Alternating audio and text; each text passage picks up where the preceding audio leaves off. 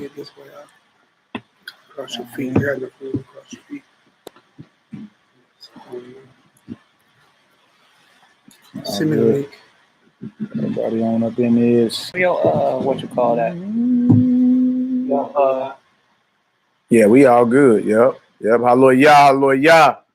All praises, glory now to the Most High, on the creator and possessor of all things. Long live his anointed beloved Son, and heart and minds of the faithful elect. Shalom, family. Shalom. Shabbat shalom, actually.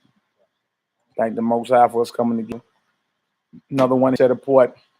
Weekly appointments called the Shabbat. So all praises, all glory, all honor. Let me go ahead and play my music while we sitting here getting ourselves ready. I'm gonna play my meditation music real quick. You dig? Can we be heard, family? Can we be heard? If we can be heard, give us 7 up in the chat. You said what? It's all good, man. All good. No. Well, what you call it? Your thing, I don't know. I don't know, man. I don't know. You want this? I don't know what it is. All right. I'm about to, where you get that from anyway? That's YAH'KI got that one. Okay, I'm gonna give y'all good. Y'all climb on up in here. Shalom, Shabbat Shalom. All praises, glory now to the Most High, on the creator and possessor of all things. All right, Shalom, Shabbat Shalom. Sam Stanley, what up, Art? Tarsha Robinson. Demetrius Long. That's how you get now. I used to call you Venturous. Demetrius Long. Good chopping up with that brother the other night. Hallelujah. YAH'KI. Shabbat Shalom. Shalom. Mina J. Shabbat Shalom, my sisters. Judah Yisrael. Russell Navarro. Amona Batya. Michelle Thurman. Valley Dial. Y'all up in the building on this Shabbat. Okay. Bobby Davis. Shabbat Shalom. Shabbat Shalom, Hana Beat Yah, Shabbat Shalom, family. Yahweh Nisi, Yahweh Banner, raise a banner in this deal, that's right.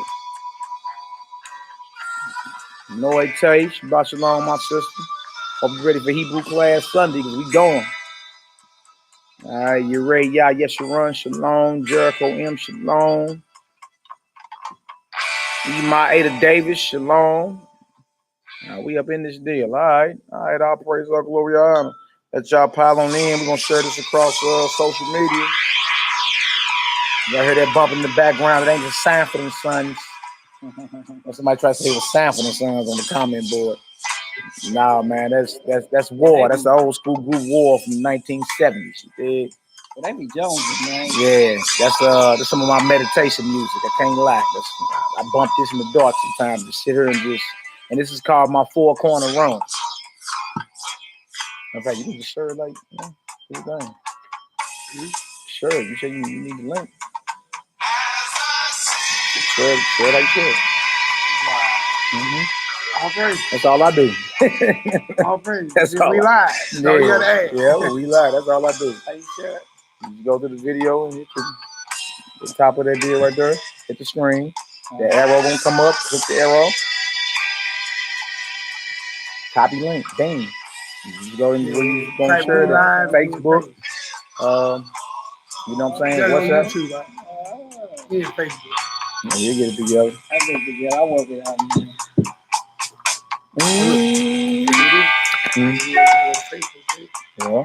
I knew we met each other this morning for a reason. All good, man. We're gonna go over some more scriptures about Israelite strangers and heathens.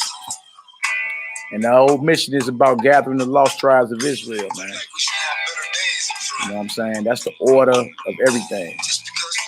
Gather them lost sheep, and then once we on top as a nation in full power, the remnants of other nations come and subject themselves to us. You feel me? For the law should go forth from Zion. That's the order of it. You feel me? So while we in captivity, we got every right to gather our people. That's what our job. That's what we supposed to do. And really, that's what Paul was going to, man. You read about the Gentiles and all the people he was going to holler at and all that. I'm actually the Israelite. We just had an excellent chop session with a few brothers locally. You know what I'm saying? Right before we started. That's why we starting a little bit late. And you know, with some edification and understanding went out, man. Certain scriptures brothers read over before, never tripped off of, and then we hit it again. They was like, I see that, you know. So, I mean, from the law, it prophesied about us being strangers. We're going to hear the prophecy today, too, in Isaiah. Same thing. You feel me? And when the Most High call us not a people, that means we're heathens, we're Gentiles, dig? So, once again, we're going to slow roll it. And you're going to see the whole thing been about gathering the tribes first. You got to gather the tribes. And that's why it's a big campaign against unity right in this hour. Everybody wants to stay divided. But the nation must come together. We got to gather together.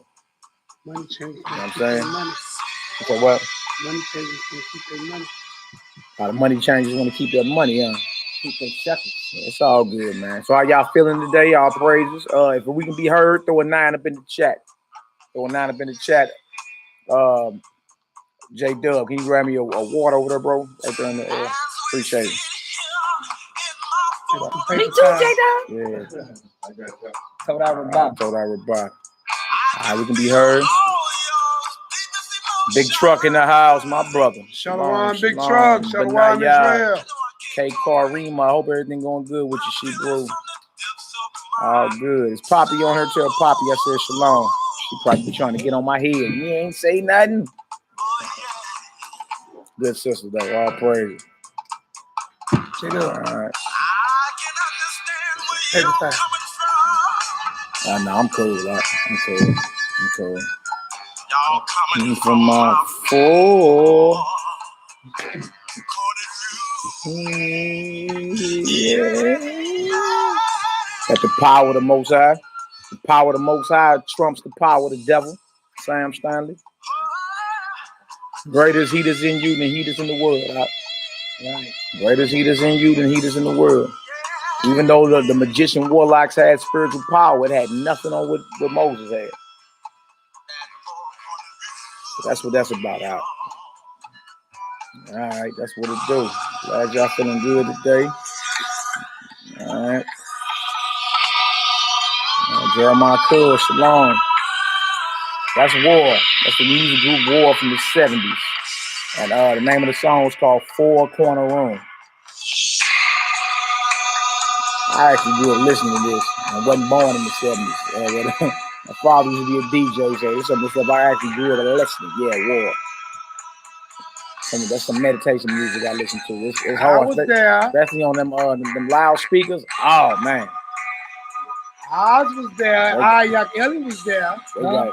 In the 70s. Yeah. Huh? Yeah, I'm like 10 years y'all younger. I'm about 10 years younger than both y'all. All right, so we all good. All praise. Let me turn some of this down. You share some of that across social media, my brother? Yeah, buddy. Everything sure. All right. Now. Man, you know, I ain't even tripped. Know if y'all heard about some rebellious Negro called himself an Israelite and killed his wife and children, man, down in Phoenix or something like that last week. Arizona, now, I ain't even know nothing about that, man, till like was yesterday or the day before, man. Yeah. You dig? Oh man, look, brothers, you gotta learn to control your spirit, man. Even if it's been some type of infidelity, man, you need to be getting up out of there. You dig? Don't allow your anger to have you done killed your wife and your children, and you feel me? And then the enemy done got a hold of you. It's a rap for thou, bro. You dig? That's evil. You feel me? Like a lot of these brothers out here are not balanced, man. You know what I'm saying? Like things happen, of course, if it's some type of infidelity, of course you're gonna have some jealousy in your heart and or whatever. But bro, now it's over for thou. It's over, and for your children. And what you kill the babies for? You dig? And the woman, like, man, look, hey, just let her go on her way and let the Most High deal with it. You feel me? But you can turn around here and killed your woman, killed the babies. What? But the devil got all up in you, and that's what I'm saying. You gotta learn wisdom, man. Be wise out here. That's you was beyond off for that. You know what I'm saying? You was beyond off for that. That was beyond evil. You know what I'm saying? Like you gotta learn how to. I don't know what like the mind debauchery these brothers be into, man. A lot of these brothers get into this thing and get on social media and be a priest overnight. And be thinking they the groovy guru or something, man. You dig? Everybody's a philosopher today. Everybody's a teacher. I think You know what very I'm saying? deeply. Nobody, you know what I'm saying, actually then took the time to arrive at an understanding. You just watching other people's videos and remembering precepts. So, man, may the Most High have mercy, man. The Most High have mercy. You dig? All right, y'all, we're going to kick this off with a prayer. We're going to face Jerusalem. We're going to get it in. Yahweh's prayer in Hebrew, do it in English. And then we're going to get to our topic. We're going to get it done. Y'all see the history of Israelite strangers and heathens. Part 3. Part 3. We're rolling the whole thing. You know what I'm saying? I pray y'all was able to take notes and get some edification. You feel me? So, all right, let's go ahead and get this done real quick. All praises, all glory, all honor to the Most High, the owner, creator, and possessor of all things. Shabbat shalom. Shabbat shalom. Shabbat shalom to this worldwide assembly and my family that's here locally. Dig? All praises, all glory, all honor. Lock that door behind you if ain't nobody coming. Okay. Yeah, about to get this prayer off. It's all good, brothers. Let's get her done. All right, face Jerusalem. That's toward that corner right there. About to do Yahweh's prayer in Hebrew.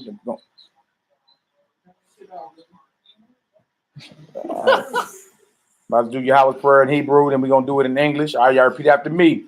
Abinu. Shabbat Shemayim. Shabbat Shemayim. Yikadesh. Shimka. Tabo. Malkuteka. Yehase. Ratzonka. Kabashamayim. Cain. Baaret. Etlakim. Kukenu. Tain Lanu. Hayom. Uslak Lanu. Kataenu. Kamo. Shel So King. Gam. Anaknu. Lakotin. Lanu. Wa'al. Tabienu. Lide. Nisayon. Ki. In Kotsenu, Min Hara, Ki Laka, Hamam Laka, Wahabura, Wahati Faret, Laome, Olami, Amen. Hallelujah, Hallelujah, praise the mighty Yah. That's right. We're going to do it in English. Yahoo. Our Father, in heaven, holy is your name. May your kingdom come. And your will be done. On earth. As it is in heaven. Give us this day. Our daily bread. And forgive us. Our sins. As we also have forgiven those who sinned against us. And lead us not into temptation. But deliver us from the evil one. For yours is the kingdom. And the power. And the glory. Forever. And ever. Amen. Hallelujah. Praise the mighty Yah. Yahoo.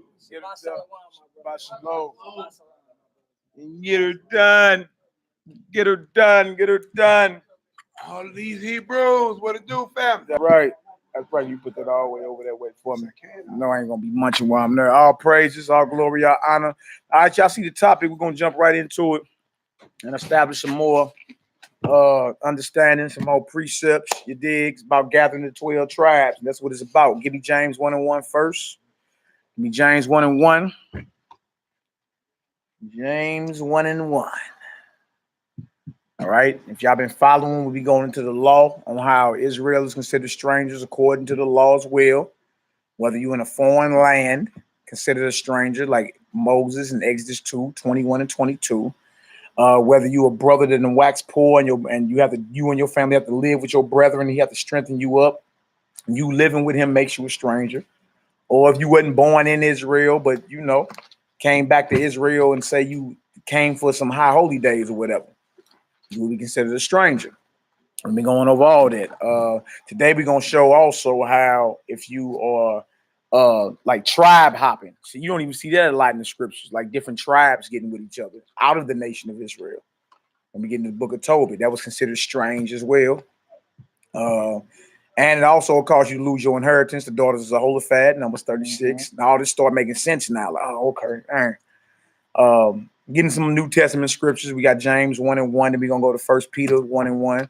And then the prophet Isaiah, he actually had a prophecy about the outcast of Israel, you know, them being Gentiles. And then once the 12 tribes are gathered and the children of Judah, and then we go lay hands on the Edomites and the Moabites. Well, if those Gentiles are Shabbat Shalom, Shabbat Shalom. Shabbat shalom. If those Edomites are actually, I mean, if those Gentiles with the outcasts of Israel, actually heathens or Gentiles, and who are these Edomites that's getting hands laid on them? You know, so it's a lot we're gonna be going into. You dig? Yeah, all that madness, interracial marriage, and all that madness. All right, so look, let's get into this. First, we're gonna do James 1:1 right out the gate.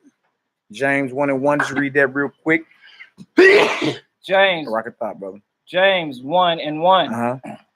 James, a servant of Yah and of the Master Yahushua HaMashiach. That's right. To the 12 tribes which are scattered abroad. To the 12 tribes which are what? Scattered abroad. Scattered abroad. You feel me? So those that are living outside of the land. Outside of the land of Israel. To the 12 tribes scattered abroad. Come on, out. Greeting. All right, let's go to 1 Peter 1:1. This is a scripture a lot of folks love to go to. You know, and try to say what's right here. Peter went to the, you know, to the lost tribes of the heathens. You know, but we got to really slow down. James just told you who he was writing to the 12 tribes scattered abroad. Right? Right after James, you got 1 Peter. All right. 1 Peter started for read. Give me 1 Peter 1:1. Got it. And just we're gonna read 1 Peter on down. I'll let you know where to stop. We're gonna read that, and then we're gonna get on down. We're gonna get on down to chapter 2 as well, because Paul writing this epistle, well, it's Peter, I mean, writing this epistle, he tilts his hand on who he's talking to. And it's gonna be beyond clear. It's gonna be beyond clear by the time we get done with it. All right. So we understand the 12 tribes were considered scattered abroad. Now we're dealing with Peter. 1 Peter 1, read 1 through 10. Then we're gonna get into chapter 2. Peter, an apostle of Yahushua HaMashiach. Yeah. To the strangers scattered throughout Pontus. Scattered throughout Pontus. Okay, James just said the 12 tribes scattered abroad. Right? Now Peter using the same word, scattered. Scattered meaning removed by force. You know what I'm saying? You don't live in the land. Right? Notice he said the strangers. If y'all watched part 1 and part 2, we went over easily how Israelites can be considered Gentiles or strangers, even according to the law, Leviticus 25 and 35. Right? The word there is Gor. You feel me? That's why Moses named his son Gershon. All right. To the strangers scattered where? Throughout Pontus. Galatia. Galatia. Wow. So we got a book of Galatians, don't we? Yes. Galatia. Go ahead. Cappadocia. Asia. And Bithynia. Elect according to the foreknowledge of Yah the Abba. I heard that. You say elect according to the foreknowledge of the Most High. Who is the elect? Give me Isaiah real quick. Give me Isaiah 45. Isaiah 45 and 4. Matter of fact, he can grab it while you stay there. Let NehemiYAH grab it. Isaiah 45 and 4. Who's the elect according to the foreknowledge? All right. Isaiah 45 verse 4. Precept. Yeah. For Jacob, Yaakov, my servant. My servant. Go ahead. Sake. And Israel. Mine elect. Mine who? Elect. So who is Peter talking to? Who is the elect of Yahweh according to his foreknowledge? Jacob, his servant's sake, and Israel, mine elect. Israel is the elect, who he chose or elected. Right? That shouldn't be that hard to understand. Somebody can argue and say, no, they ain't talking about them, but what precepts do they have to prove that? And it said for a foretime. Right?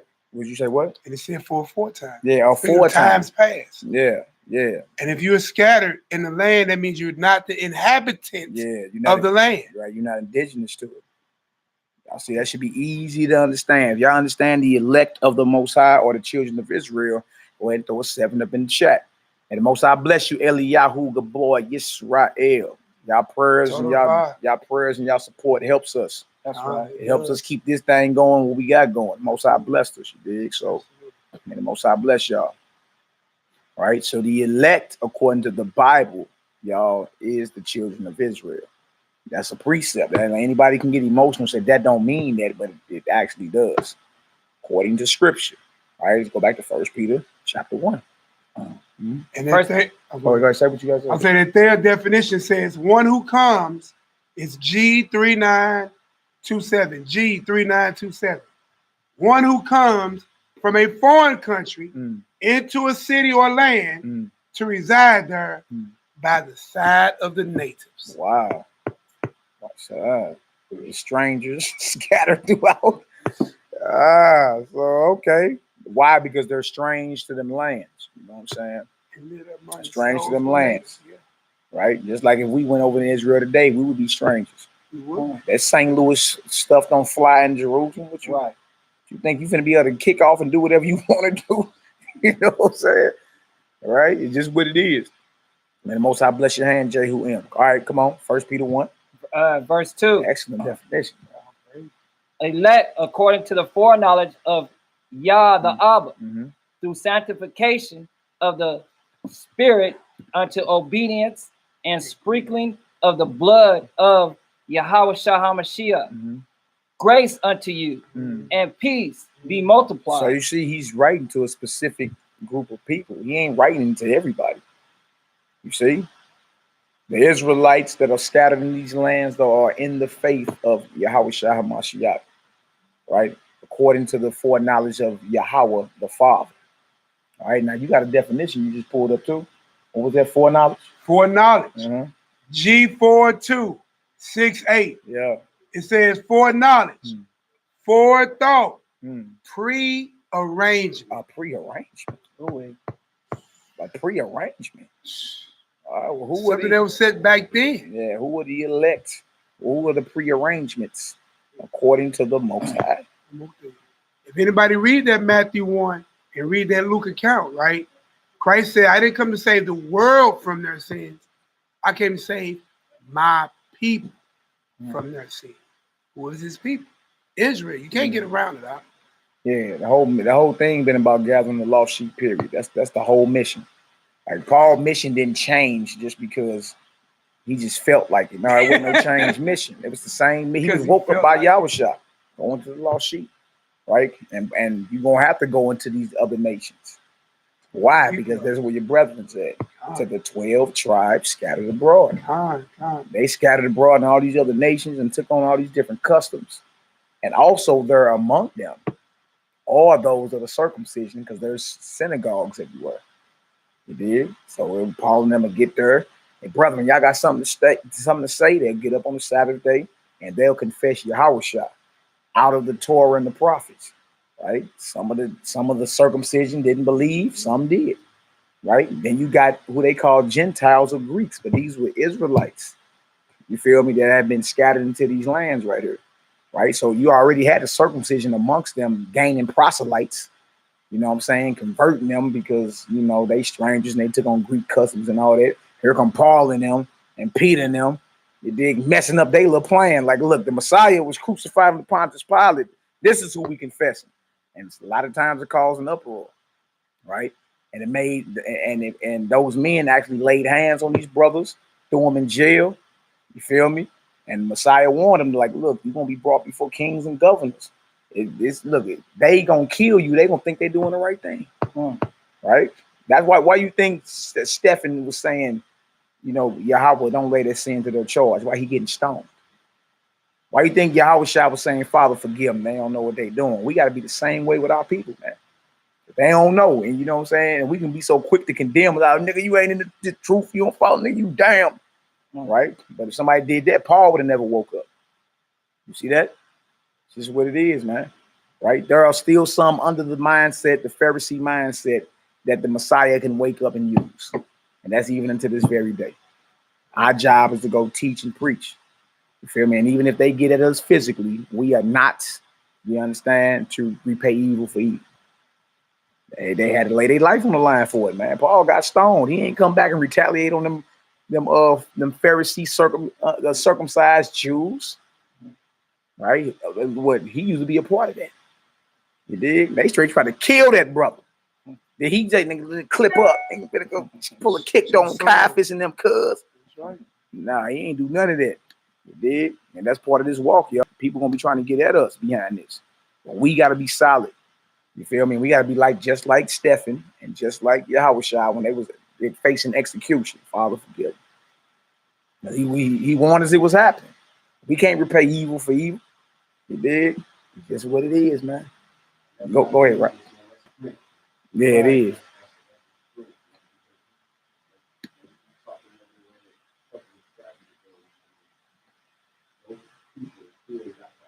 Yeah, they are.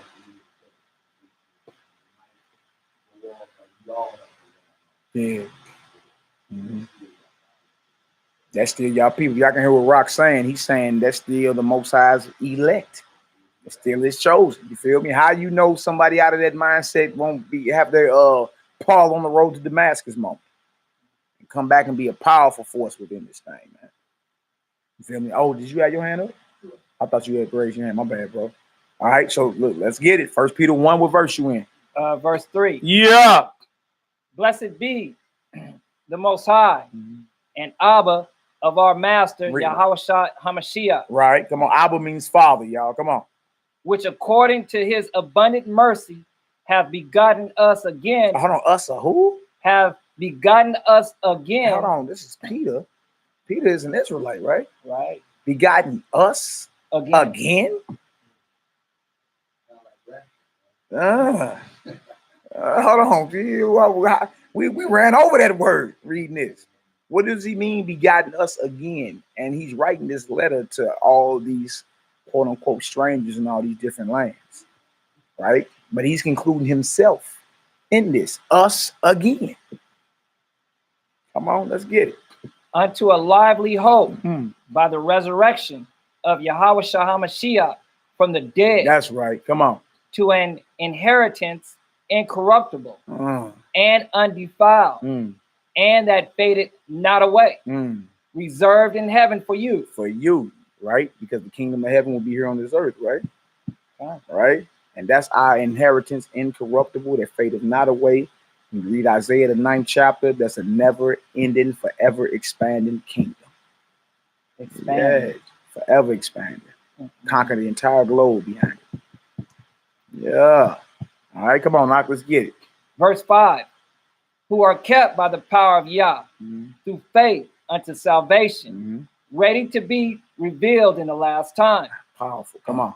Wherein ye greatly rejoice, though now for a season, if need be, ye are in heaviness through manifold temptation. No doubt. You're going into now, you came into the faith and understanding of this truth, who the Messiah is. Now your trials, your temptations you're going through. Everybody got to go through that. Right. You feel me? Now he just warning them and letting it be known, like, look, you're going to go through them fiery trials. You're going to be tempted to go against the Most High. That's the war that we are in. It's a spiritual war, man. You understand? But until we conquer the works of the flesh and start displaying and applying the fruits of the spirit, you dig? How in the hell are we ever going to conquer our enemies? Right. You ain't conquered sin. Or yourself. That's what I'm saying. You ain't even conquered nothing. Like how you, that kingdom that we fantasizing about will fall tomorrow. We say to now, not tomorrow, to now. Yeah, y'all Negroes a kingdom right now, boy. You Negroes got all type of temptation. Still watching porn. Doing all type of evil stuff. Still selling drugs on the low. You know what I'm saying? A street apothecary. You know what I'm saying?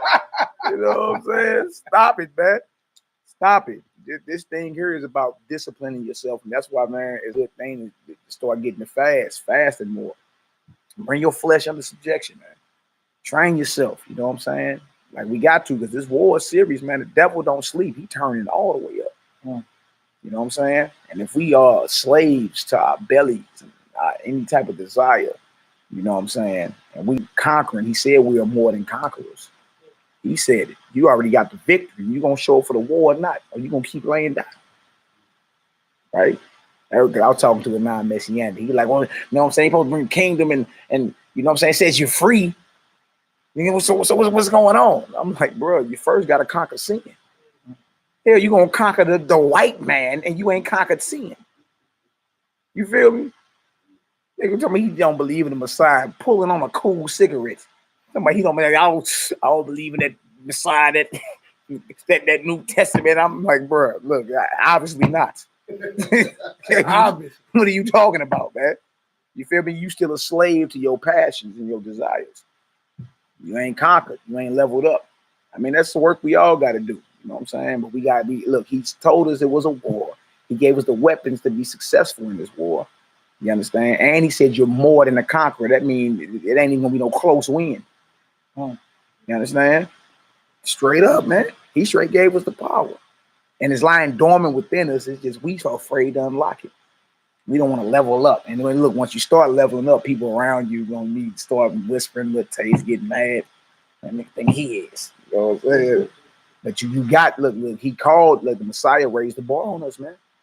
Like, we got an inheritance that's incorruptible, that never fadeth away, reserved, meaning it's waiting on us. Like, you know, yeah. You feel me? Like, bro, we got to carry ourselves better. We just got to, man. We got to. You feel me? World looking at us. We need to be, like, how is it that I was watching Ghost Dog with Forrest Whitaker, you know what I'm saying? The Way of the Samurai. You know what I'm saying? But you know, even though he was into the samurai and all that, but he was disciplined, highly disciplined. You dig? Watch Ninja Assassin. Them cats is disciplined, boy. What is you talking about? You feel me? That's how we got to be in the spirit with we talking about harnessing the most powerful power in existence through his spirit. You understand? And it's lying dormant within us. All we got to do is activate it, man. You feel me? We got brothers scared to pray, scared to fast, meditate.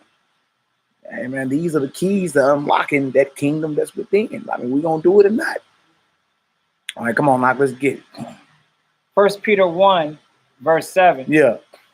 That the trial of your faith, being much more precious than of gold that perishes,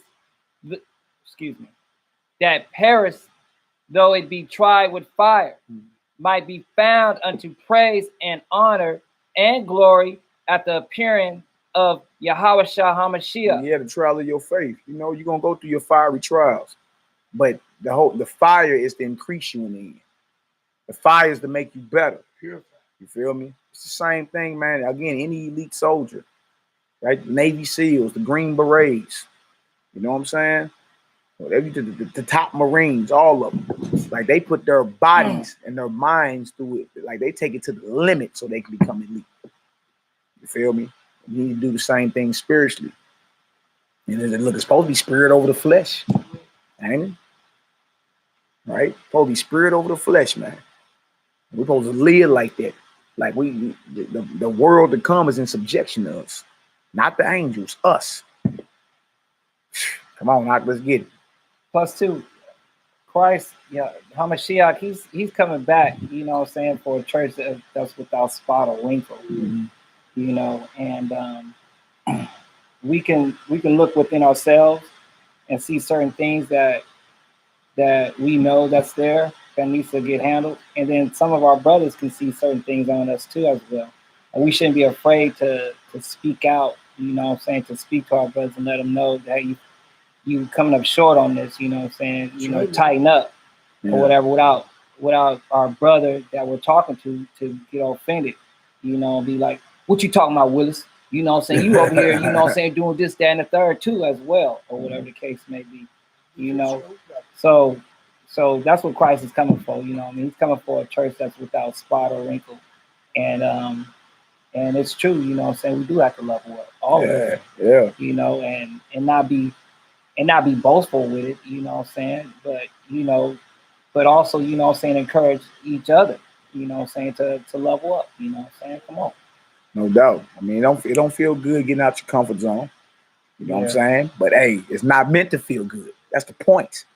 You think persecution and tribulation feel good? None of that feel good. Paul got stoned. You think that felt good? No, man. It's not gonna feel good. That's the whole point. So you can be beyond elite when this thing is over. So you can bring forth your full spiritual potential, man. That's what it's about. So we here to challenge you. Level up. You feel me? You may get rubbed the wrong way. You be all right. It's all good out. Right? I don't want to see you weak out here. You know what I'm saying? Man, it was off. I don't want to see you weak out here. You can do way better than that. So come on. All right, come on, let's get it. 1 Peter 1, verse 8. Yeah. Whom having not seen, ye love. That's right. In whom, though now ye see him not, yet believing, ye rejoice with joy unspeakable and full of glory. Come on. Receiving the end of your faith, even the salvation of your souls. That's the end game of going through your fiery trial. Let's get it. Of which salvation the prophets have inquired and searched diligently, who prophesied of the grace that should come unto you. That's right. All right, so look, this is Peter's epistle to all these different spots, to these Israelite strangers, right? We looked up elect according to the foreknowledge. You understand?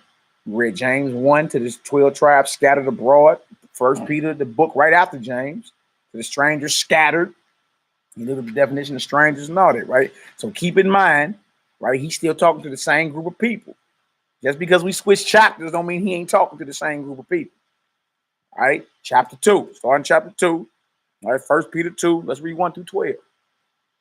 1 Peter 2. You got it? Yeah. 1 through 12.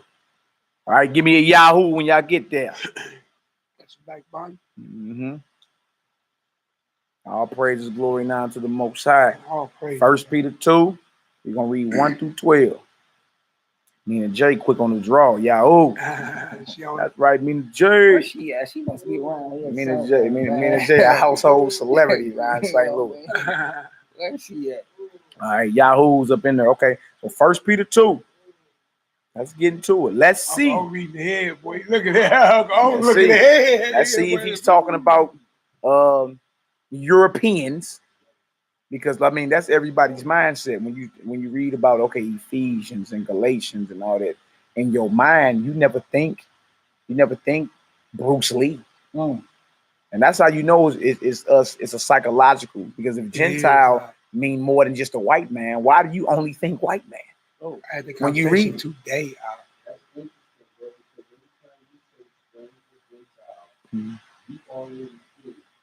Even the Israelites who Esau, they always bring yeah. That's the Gentile. It's the precognitive preset. Yeah. That's so deep in you, it's in your subconscious. So you don't think Arab when this shit happens. Right. If we being truthful, what I said. All right. You don't think Idi Amin, Manute Bol? You don't think Nelson Mandela? You don't think Akon and Ethiopians and none of it. You think the white man when you read Gentile, you do. And your following words is, what about them? That's the truth.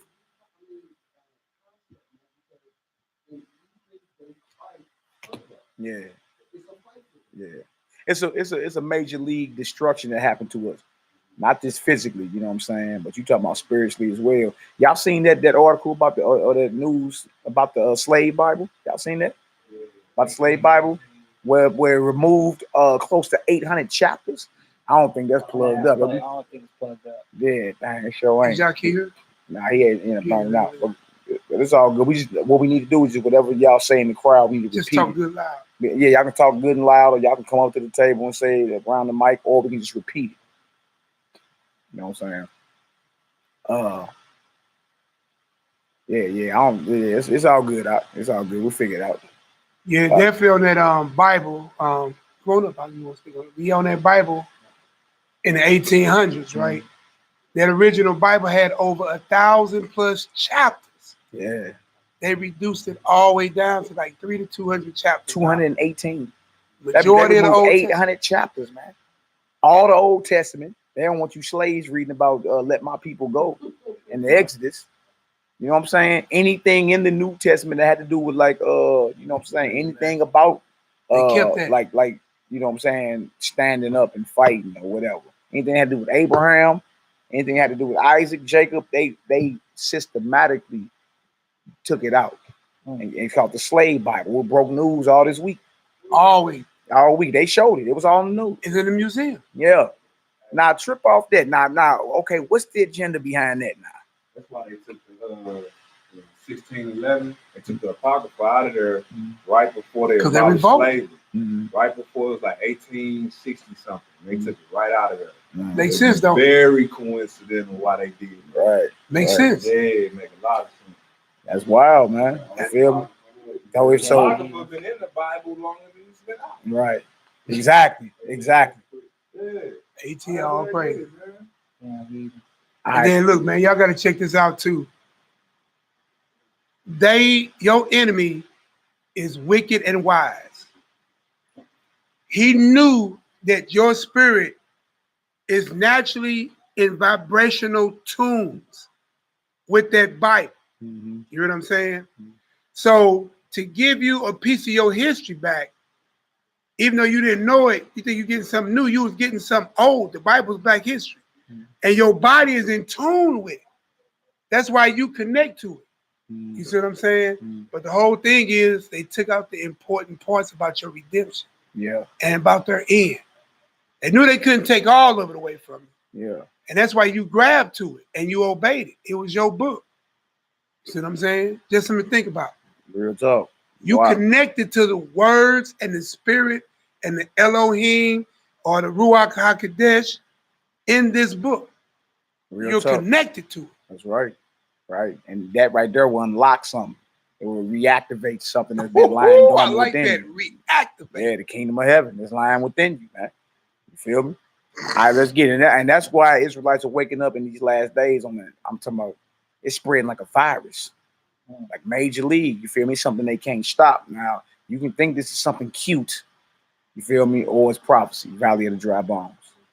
Make it back up. It's either cute or a fad, or this is the Valley of the Dry Bones happening right before your eyes, and an exceeding great army is about to stand up on their feet, united. All right. Look at these brothers out here, man. Every brother in this assembly that I know has a story.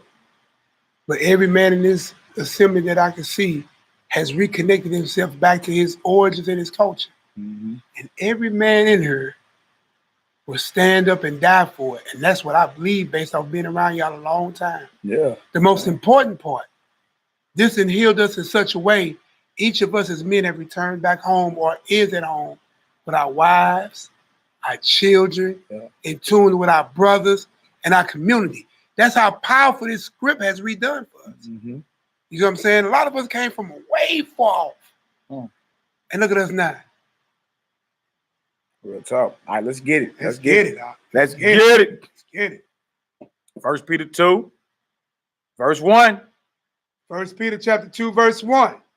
Wherefore, laying aside all malice and all guile and hypocrisy and envy and all evil speaking. And evil speakers, you know, you see. So now he going into applying the fruits of the spirit, how we supposed to deal with each other.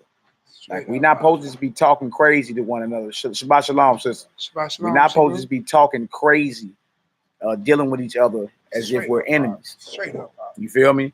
He say, lay aside the malice, the guile, the hypocrisy, you dig, the envyings, and the evil speaking. Lay all that aside, right? How we ever going to unlock the powers and mysteries of the set apart spirit with malice, with hypocrisy, with envying, with evil speaking? See, with this inheritance that's incorruptible, that never fadeth away, you understand, comes a responsibility for us to deal with each other in a certain spirit, you dig? Because we all know words have spirits. You know, certain things that get said, and boy, nostrils will get to flaring up around this dick. You know what I'm saying? So he let it be known, like, if you want to deal, you know what I'm saying? You want parts of this incorruptible inheritance, you got to lay aside all this evil, right? That matter of fact, the ways of the world that we learn from being in the world, as strangers scattered in Pontus, Galatia, Bithynia, Cappadocia, Rome, America, St. Louis, Ferguson, Jennings, East St. Louis, you know what I'm saying? New York, California, all over, man. Right? Actually, we think that's our culture and that's hip, but that's actually the ways of the world. You learned that. You didn't learn that from the Most High. You learned that from the world. All right, come on, Hawk, let's get it. Verse 2, very important. As newborn babes, desire the sincere milk of the word, that ye may grow thereby. Yeah, get back to the basics, right? Basics is what's needed for salvation, right? You can be as high as the stratosphere or as deep as the ocean, but if you ain't got, you know what I'm saying, the basics, you done missed the mark. Yeah. Yeah. You can be as deep, because brothers be all over the place, you know. You dig? When it come down to basics, like brotherhood, how to treat your brethren, how you treat your wife, how you treat your children. You know what I'm saying? How you honor your father and your mother. All right, Sister Shabbat Shalom. The Lord bless you, she Brew told everybody. You dig? All that. You see? The basics. So as newborn babes, desire the sincere milk of the word. Right? So you mean tell me Peter's talking to Scandinavians? Like who are you talking to? You talking to the Vikings? Those from Sweden? Norway? Follows of Thor and Odin. Yeah, come on, man. Or is he talking to them 12 tribes scattered abroad? Like James said in James 1:1. All right. Come on, Knock, let's get it. Notice he said again in that chapter 1. Again. Us again. And including himself. Peter wasn't from none of them spots. All right, go ahead, Knock, let's get it. 1 Peter 2:3. If so, be ye have tasted that the Lord is gracious. Now, that's a boy there. Boy, if so be ye have tasted that the Lord is gracious. Oh, that's a bar. Go ahead, Doc. To whom coming, as into a living stone, disallowed indeed of men, but chosen of Yahweh and precious. To the living stone, huh? Lively stones. All right, go ahead, Doc. Ye also, as lively stones, are built up a spiritual house. And holy priesthood. Hold on, a what? A holy priesthood. This is starting to sound familiar. A spiritual house, a holy priesthood. Come on. To offer up spiritual sacrifices, acceptable to Yahweh by Yeshua HaMashiach. By Yahweh the Messiah. You feel me? So we as lively stones are built up as a spiritual house and an holy priesthood. Spiritual right? Who is he talking to? Right, that's the question, right? Because the title is Israelite Strangers, History of Israelite Strangers and Heathens. Like, who he talking to? He talking as if he's talking, you feel me, to Israelites. All right, go ahead, Doc. Verse 6. Wherefore, also it is contained in the scriptures. Bomb. Behold, I lay in Zion a chief. I lay in who? Zion. Zion, right? Now, Zion is a place and it's also a people. Both. That inhabit the place. Facts. So I lay in Zion a what? A chief cornerstone. A chief cornerstone. Come on. Elect. Precious. Come on. And he that believeth on him shall not be confounded. Can you hold that? Can you give me Isaiah 28:16? Yeah. Isaiah 28:16. Yeah. And then I need Matthew 21. Yeah. Starting to unfold, ain't it? Ain't no two ways about it. It's our book. Yeah. It's our book from cover to cover. Fits you to a T, don't it? Out? Yeah. All the way. Cover to cover. There's a reason why the names on the gates are the names of the 12 tribes of Israel. That's a reason. It's a reason for that. Right? You are precious in the eyes of the Most High, man. That alone, though, shows you something. And that's the end game. Name on the gates of heaven. Man, Revelation 21:12. Yeah. Yeah. And he said that what he say? He said it's an inheritance that's incorruptible. And then we read about the incorruptible inheritance and your name's on it. Come on, man. And even in this world, you don't give your inheritance away like that. Now I can't come through the gates. There's a court.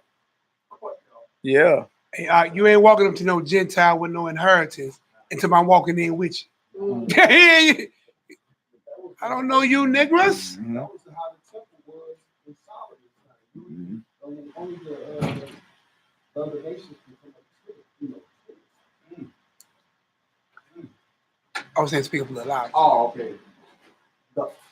In Solomon's time when he was king, that the other nations only come up to the court. To the outer court? Yeah.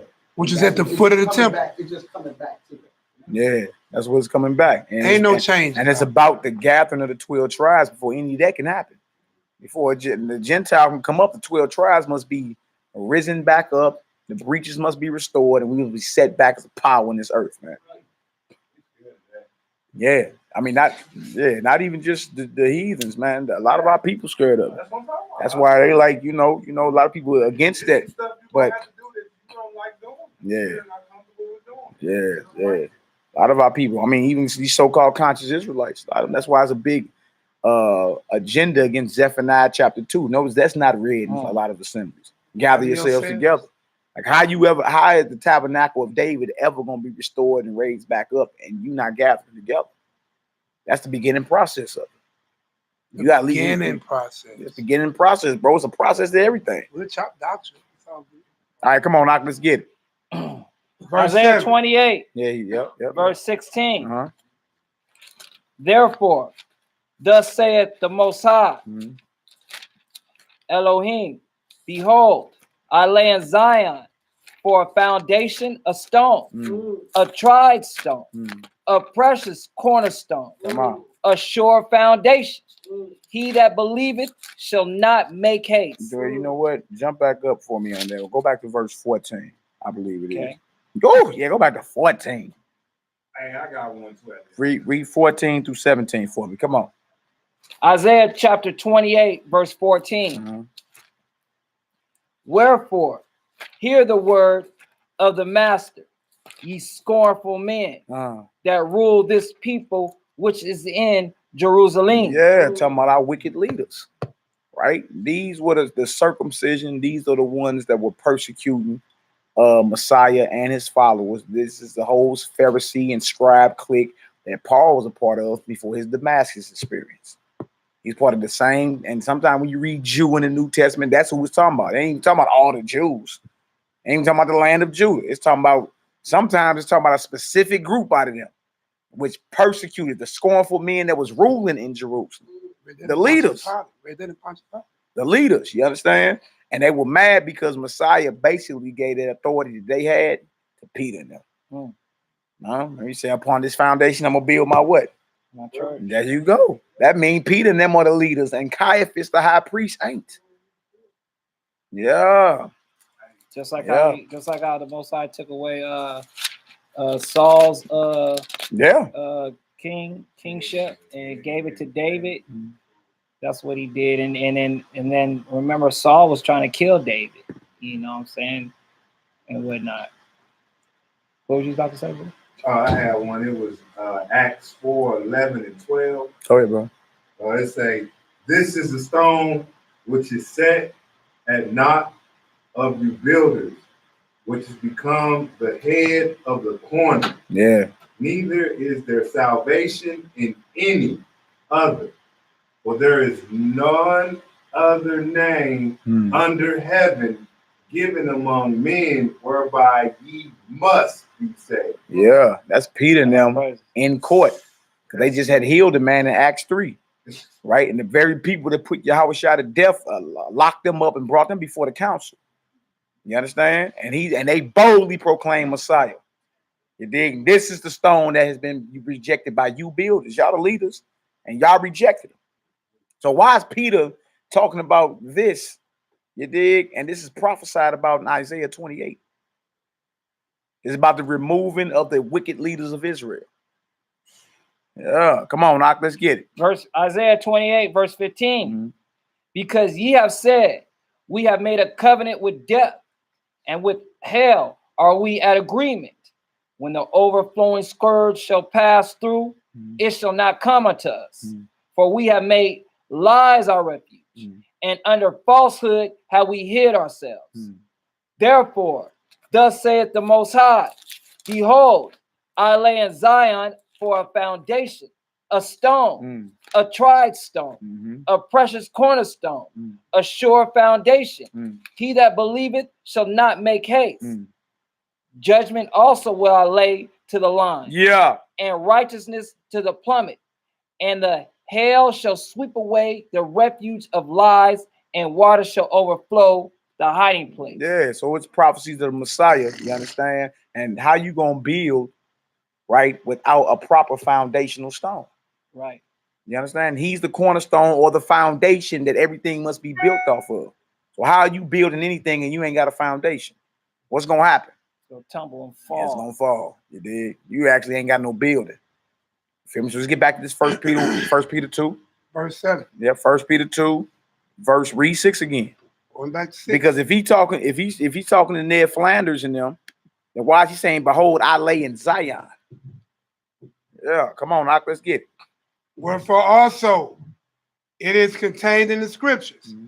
So we just read when the Bible and the New Testament refers to the scriptures, it's referring to the Old Testament. Yeah, come on. All right.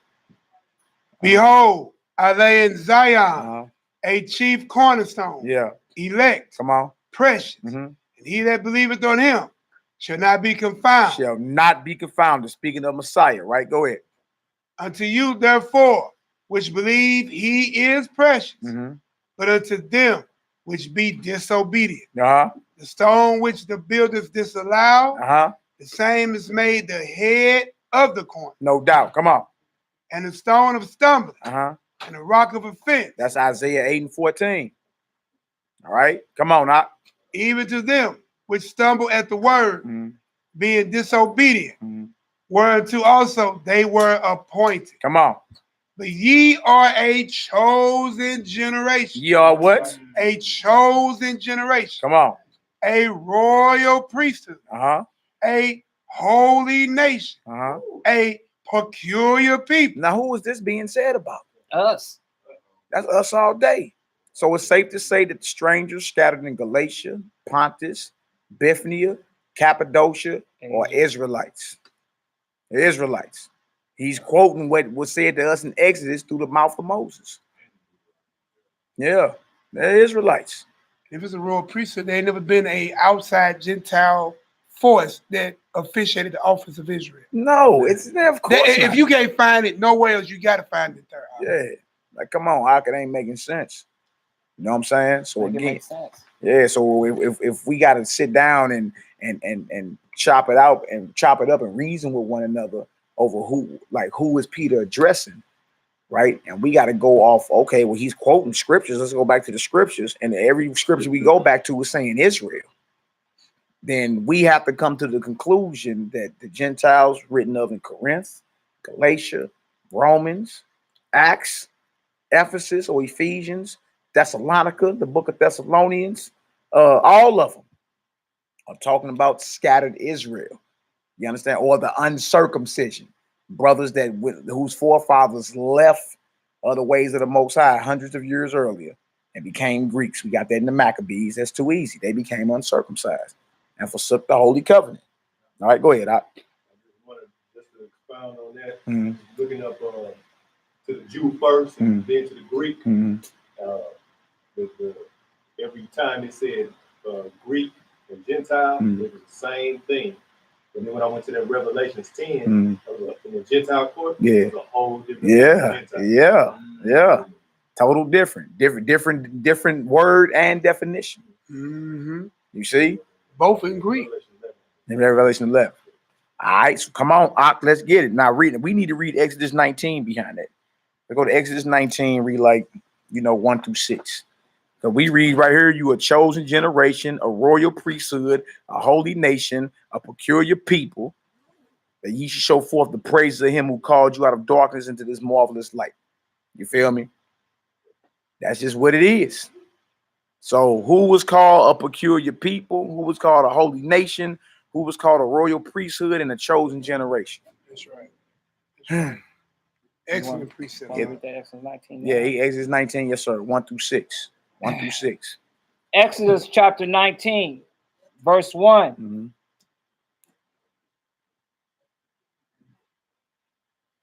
In the 3rd month, when the children of Israel were gone forth out of the land of Mizraim, the same day came they into the wilderness of Sinai. Yeah.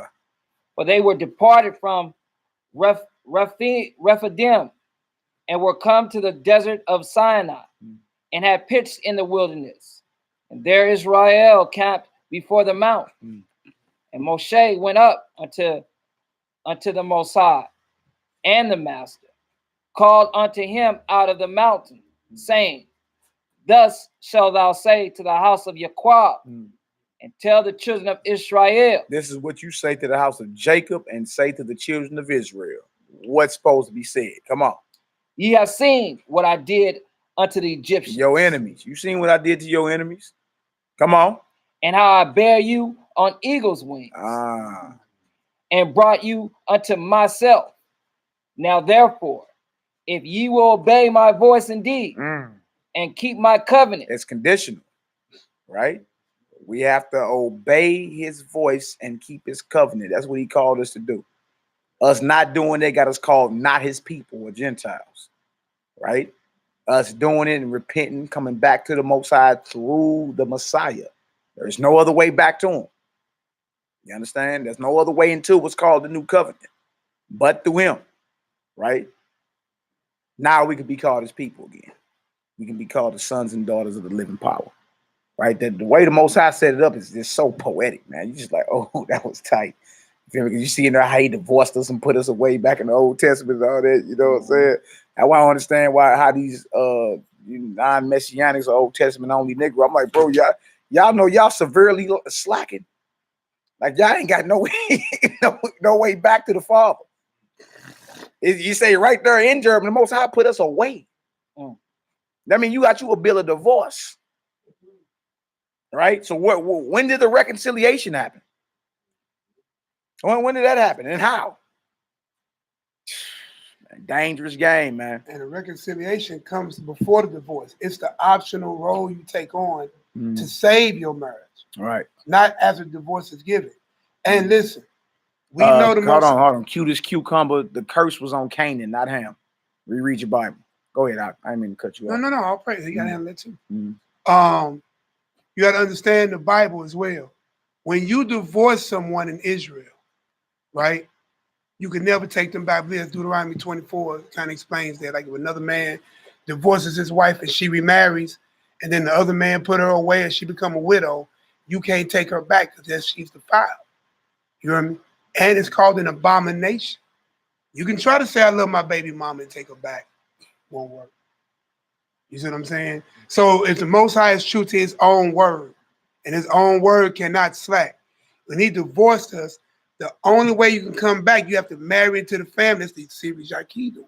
You see what I'm saying? You have to marry back into the family through one of the own tribe or one of the own family. So us being married to Christ will bring us directly back into the grace of our Father. That's right.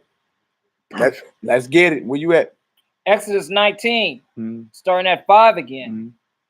Now therefore, if ye will obey my voice indeed, and keep my covenant, then ye shall be a peculiar treasure unto me above all people. Now we read peculiar people right here in 1 Peter 2, right? Verse 9. Peculiar people. Go ahead. For all the earth they is say mine. Above all people. What it say? Peculiar treasure unto me above all people. Above all people. All right, bro. Shabbat shalom. Be safe. Right? Shabbat shalom, bro. Yeah. Above all people. You see that? Now, okay, so that means superiority, authority. You see, that's just what it is. All right, go ahead. For all the earth is mine. Verse 6. And you shall be unto me a kingdom of priests. A kingdom of who? Of priests. A kingdom of priests, right? It says right here, but ye are a chosen generation, a royal priesthood. Royalty is kingship. A kingdom of priests. So Peter is quoting Moses when he wrote Exodus. Okay, come on. And holy nation. These are the words which thou shalt speak unto the children of Israel. Now, trip off that. We got a holy nation in there. We got peculiar people, royal priesthood, and a chosen generation. Let's go back to 1 Peter chapter 2, read verse 9 again. And see that look. So we see as we take our time and go through this, the strangers scattered in Galatia, Pontus, Bithynia, Cappadocia, and 1 Peter 1:1, Asia, they are Israelites. Right? There was no Greek priesthoods. There were no Asian priesthoods that were holy unto the Most High.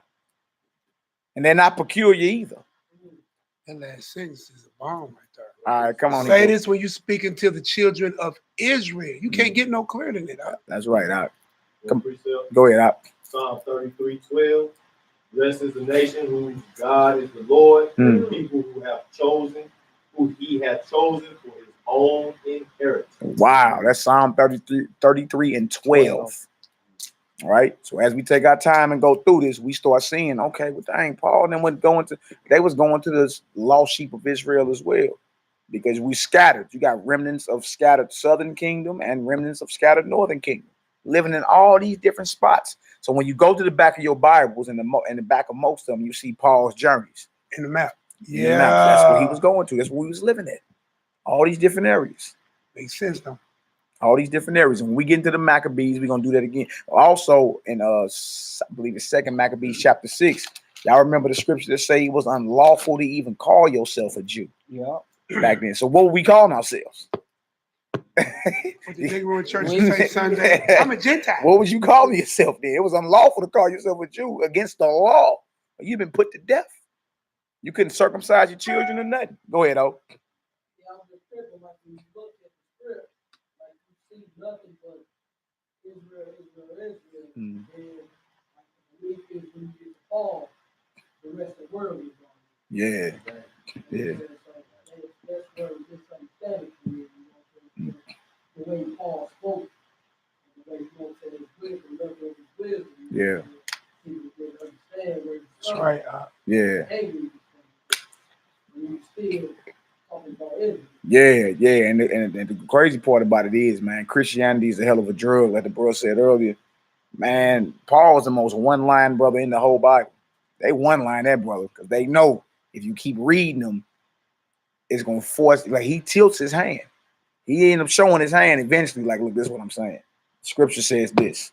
You feel me? It's quoted over here in Hosea. It's quoted over here in Isaiah. Right? And that's gonna make you go over there and look, and then you're gonna be at the crossroads. Is he talking about Caligula Caesar?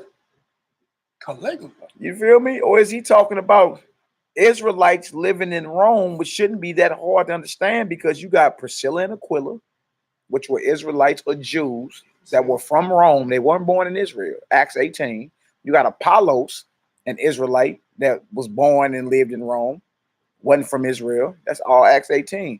Paul himself, even though he was born in Caesarea or Tarsus, right? His education was in Israel under Gamaliel. So he still would have been part of what's called the circumcision. He was circumcised the 8th day and all that. You understand? But he was born in Tarsus, showing you synagogues were already established all throughout the known world. You understand? It was already there. And he had Roman citizenship. So are we talking about Caesar and them? Or are we talking about the Israelites that live in Rome? That's the beautiful thing about this topic. You can go two ways with it. It's one or the other. All right, go ahead, Ruban.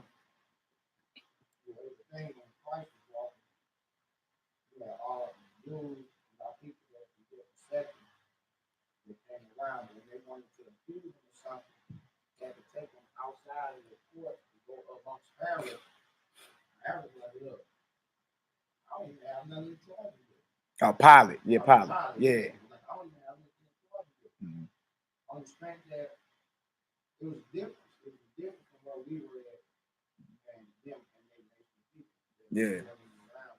Right.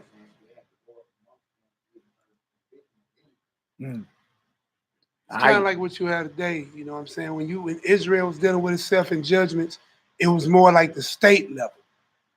But when offenses was high and they needed that power, then they went to the federal level, which was Rome. You catch what I'm saying? Kind of give you a mindset. Still the same people. Eagle as they old, the icons and all that. Yeah, Pilate made a statement. If I do, right. What I care about this. Right. It ain't got nothing to do with me. It did.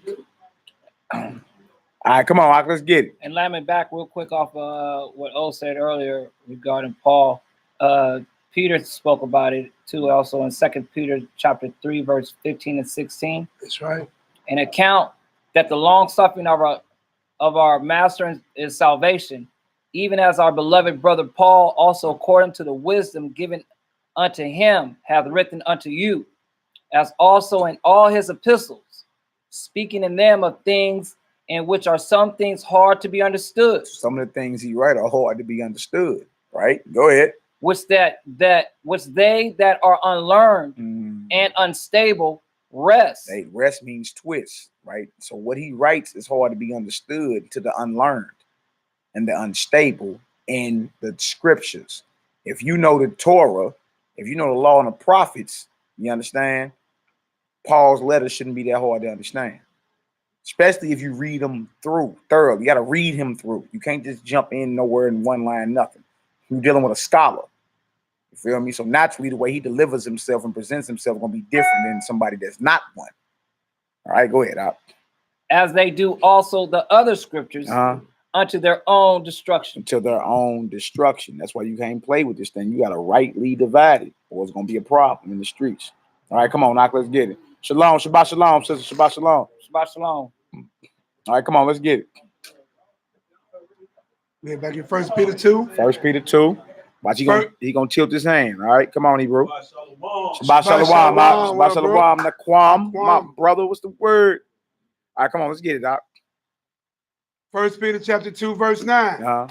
But ye are a chosen generation, a royal priesthood, right? An holy nation. Come on, a peculiar people, that ye should show forth the praises of him that hath called you out of darkness into the marvelous light. Come on, verse 10. Which in time past. And which in time past, right? We're not a people. Lock the door. Go ahead. We're not a people. But are now the people of Yahweh. Come on. Which had not obtained mercy. But now have obtained mercy. Hosea 2. Give me Hosea 2 and 23. Real quick. All right. Just in case anybody say it ain't what it is. You dig? Well, we can tell. We can tell just based off what's going on. This is what it is. Shabbat Shalom. Good to see your face there, boy. Good to see your face there, boy. All praises, bro. Hosea 2, read 22 and 23. For Hosea chapter 2, verse 22. And the earth shall hear the corn, and the yayin, wine, and the oil, and they shall hear Jezreel.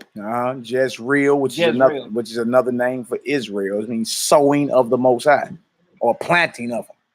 All right, come on.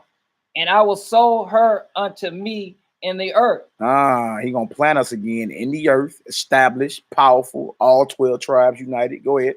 And I will have mercy upon her that had not obtained mercy. Hold on. Is that what we just read? We just read that in 1 Peter 2 and 10. But are now the people of Yahweh which had not obtained mercy, but now have obtained mercy.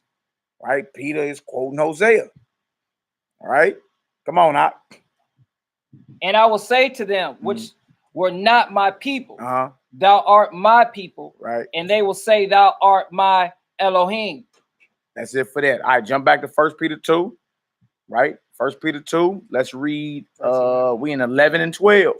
Now watch this. Starting to unfold.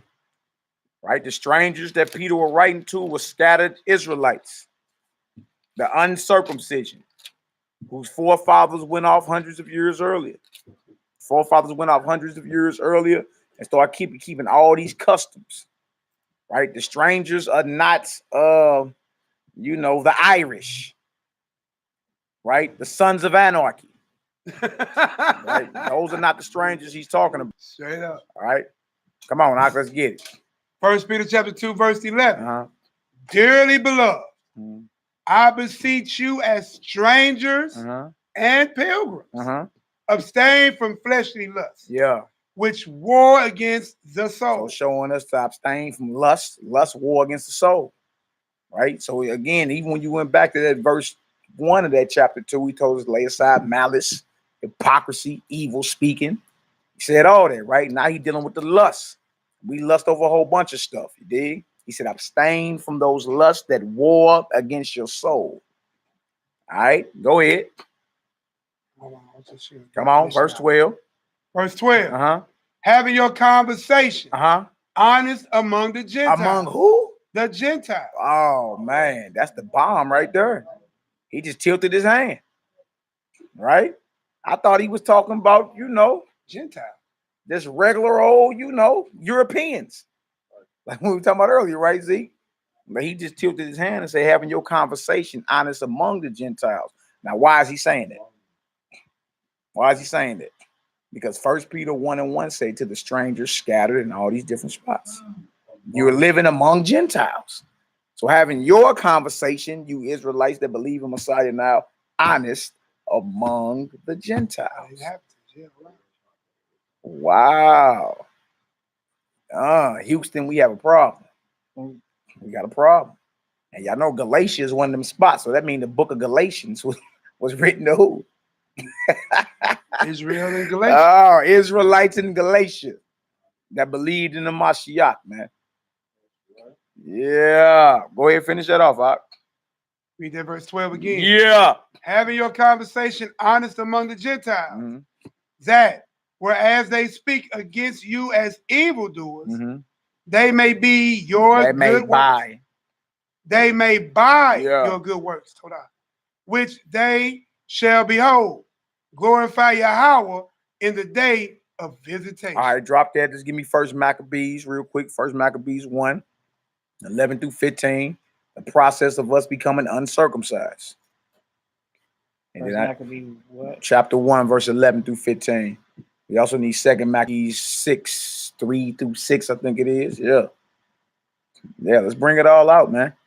I'll go to 2 Maccabees. We want that 3. Let's bring it on out. Let's bring it on out. Notice they called them strangers and pilgrims, like YAH'KI said. Strangers and pilgrims. Wow. So Israelites can be considered strangers in the Bible? Right. Or Gentiles? This is major, man. You know what I'm saying? They really, once we slow down and read what it is, you feel me? Our level of understanding can increase. And we be like, yeah, it's still about gathering the 12 tribes. That's what it's all about. But it's always, you know what I'm saying? And so where did all these heathen churches come from? Who gave them the authority? That's what I'm saying. Like, who gave these heathens authority to even teach the Bible? White supremacy. Wow. Wow. You see the whole agenda being to keep you from knowing this, because once you get certain understanding, you be like, hold on. Y'all don't even have no authority to teach these scriptures. Matter of fact, y'all are slaves. What is going on here? Y'all are straight slaves. And y'all teaching us the Bible. Again, they came out with the slave Bible this week. That's why this lesson is powerful. Y'all see that slave Bible they just revealed? But over 800 chapters missing. They used to read to the slaves knowing anything about Exodus, anything about Moses, let my people go. And he mentioned to Abraham, all of it. They got to end. Go ahead, Giddy, break it up. It started a revolt. Yeah. The Bible got over 1,000 chapters. Yeah. A lot of slaves that was revolting were slaves that had read the scripture. Yeah. So they had got understanding of scripture. When Nat Turner was talking Nat Turner, Denmark Vesey. Yeah. Real talk. Yeah, they came. It's in a museum, man. They called it the Slave Bible. It was all over the news this week. It did. And they had over 800 chapters missing. Yeah, matter of fact, Gaza City Giddy sent it out earlier. Then NehemiYAH sent it out too. Giddy had sent it out early. Like, man, you see this? I'm like, what? Dang. You dig? That's crazy. Hey, Giddy, if you want to text it to me, I'll send it out real quick again. Like, if you just want to text it to me, and I'll forward it out real quick. All right, 1 Maccabees 1. Let's read 11-15. All right. Verse 11. In those days went there out of Israel wicked men who persuaded many, saying, let us go and make a covenant with the heathen that are round about us. Right. So this is wicked for us to forsake the covenant of the Most High and make a covenant with heathens round about us. That's evil and that's wicked. Right. Notice say out of Israel. All right, go ahead. For since we departed from them, we had so much sorrow. Yeah. Verse 12. So this device pleased them well. Then certain of the people were so forward herein that they went to the king who gave them license to do after the ordinances of the heathen. Gave them permission. Oh, y'all want to become us? Y'all want to become Greeks? That's what y'all want to do? Oh, yeah, go ahead. Go ahead. Us becoming them and acting like them and worshiping like them, we lose our power. You want to see your enemy fall? Stop doing what he's doing. Oh. And be holy for a chance in your life. You know what I'm saying? Be set apart. He'll fall. Go ahead, oh. Same as Chris Hall got permission to start his own sector base. I forgot about that. You sure right. He had to put in the application. Yeah, he had to put an application. Yep, to this very day. All right. Shabbat shalom, bye. All right, come on, let's get it. Verse 14. Yeah. Whereupon they built a place of exercise at Jerusalem, according to the customs of the heathen. Right. And made themselves uncircumcised. Made themselves uncircumcised. You feel me? So this would have to be a spiritual concept, because you can't physically make yourself uncircumcised. Right. So this is spiritual we talking about. Whenever we take on the covenant and customs of heathens, their mannerisms, their worships, you understand? We actually become that. We become uncircumcised or not a people to the Most High. Why would the Most High call us not a people? We went into idolatry. We start having other mighty ones before him or in his face. That's what before meaning. To my face. Don't disrespect me. We disrespecting the Most High. Yeah. You feel me? Dealing with these other gods and all that, man. You dig? That's what happened. So he's like, oh, okay, well, y'all not a people to be. All right. So if you're not an Israelite, then that means you're a Gentile. That's the whole history into this, man. That's why idolatry is a hell of a drug, including Christianity, Islam, all of it. Go ahead, oh. Yeah, I see that. You know what they're saying? So y'all gonna say, I'm not the God. You worship these stones and spots. So you're not a people. You're not a people. I will provoke them to. Yeah, I'll provoke them circumcision to jealousy by those who are not a people. You feel me? Go ahead, let's get it. Finishing verse 15. And joined themselves to the heathen and were sold to do mischief. And joined ourselves to heathens and were sold to do mischief. That's the uncircumcision. So when you read about it, matter of fact, since let's go to this Maccabees real quick and show how it was unlawful. And I'm going to show y'all the circumcision. The second Maccabees 6. Second Maccabees 6. Read 3 through 6 for me. Gotcha. Second Mac 6, 3 through 6, and then we need Philippians 3, 1 through 5. Show y'all the circumcision. So we got different groups of Israelites you dealing with. You dealing with the circumcision and uncircumcision. And then the uncircumcision start believing in Messiah. You dig? Once they heard that good news and all that, they're like, oh, okay, that's what it is. Right? And you had some of the circumcision that believed. A lot of them didn't. Right? You got the branches that cut off. Bang. The branches that were grafted in. Bang. To provoke us to jealousy. To what? Say that, damn, the white man. The hell with him. Or to provoke us to reconsider and look at these scriptures and consider how YAHUDAHS is the Messiah. You dig? We're always leading up to the Romans 11. This is all going to tie in like a puzzle. You're going to be like, whoa, there it is. There it is. It all feel right on in, because that's the last stronghold for anybody that's still holding on. What about Romans 11 and the olive tree and the wild olive tree?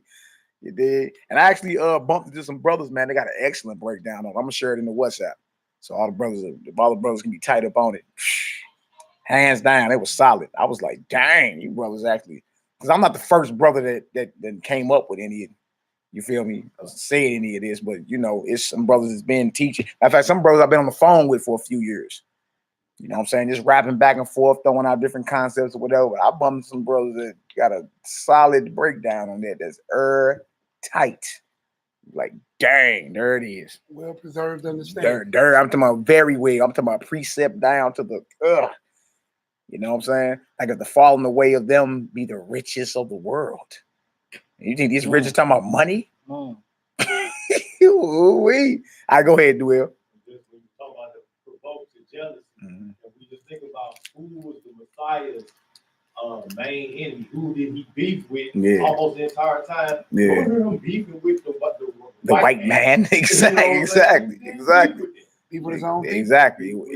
It was The hierarchy. Yeah. Yeah, exactly.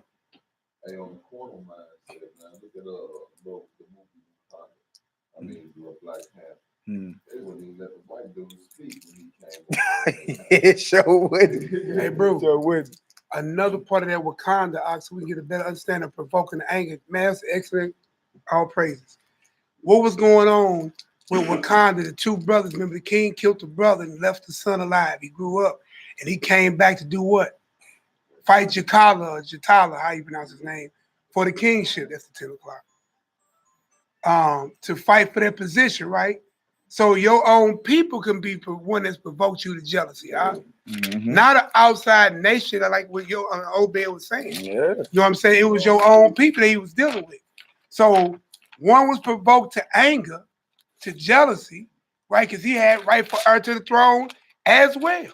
Yeah. So he came back and banged for it. And won. Rightfully. Yeah. Real talk. So one provoked anger could be that of your own people, huh? Yeah, when we get back into it, like with the Romans 11 and all that, and then they go through it slowly and pretty, you can be like, oh man, there it is. That's wild, man.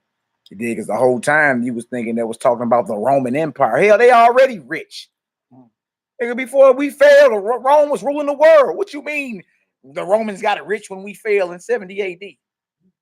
They been rich. If they wasn't up on earth, they couldn't have took us down. The hell you mean? We failed in 70 AD, so the Romans got rich. So the riches is money. That's what you saying. Or the riches, the wisdom and knowledge and understanding that come with the revelation of Messiah. If that's what it is, now we got a whole nother discussion there.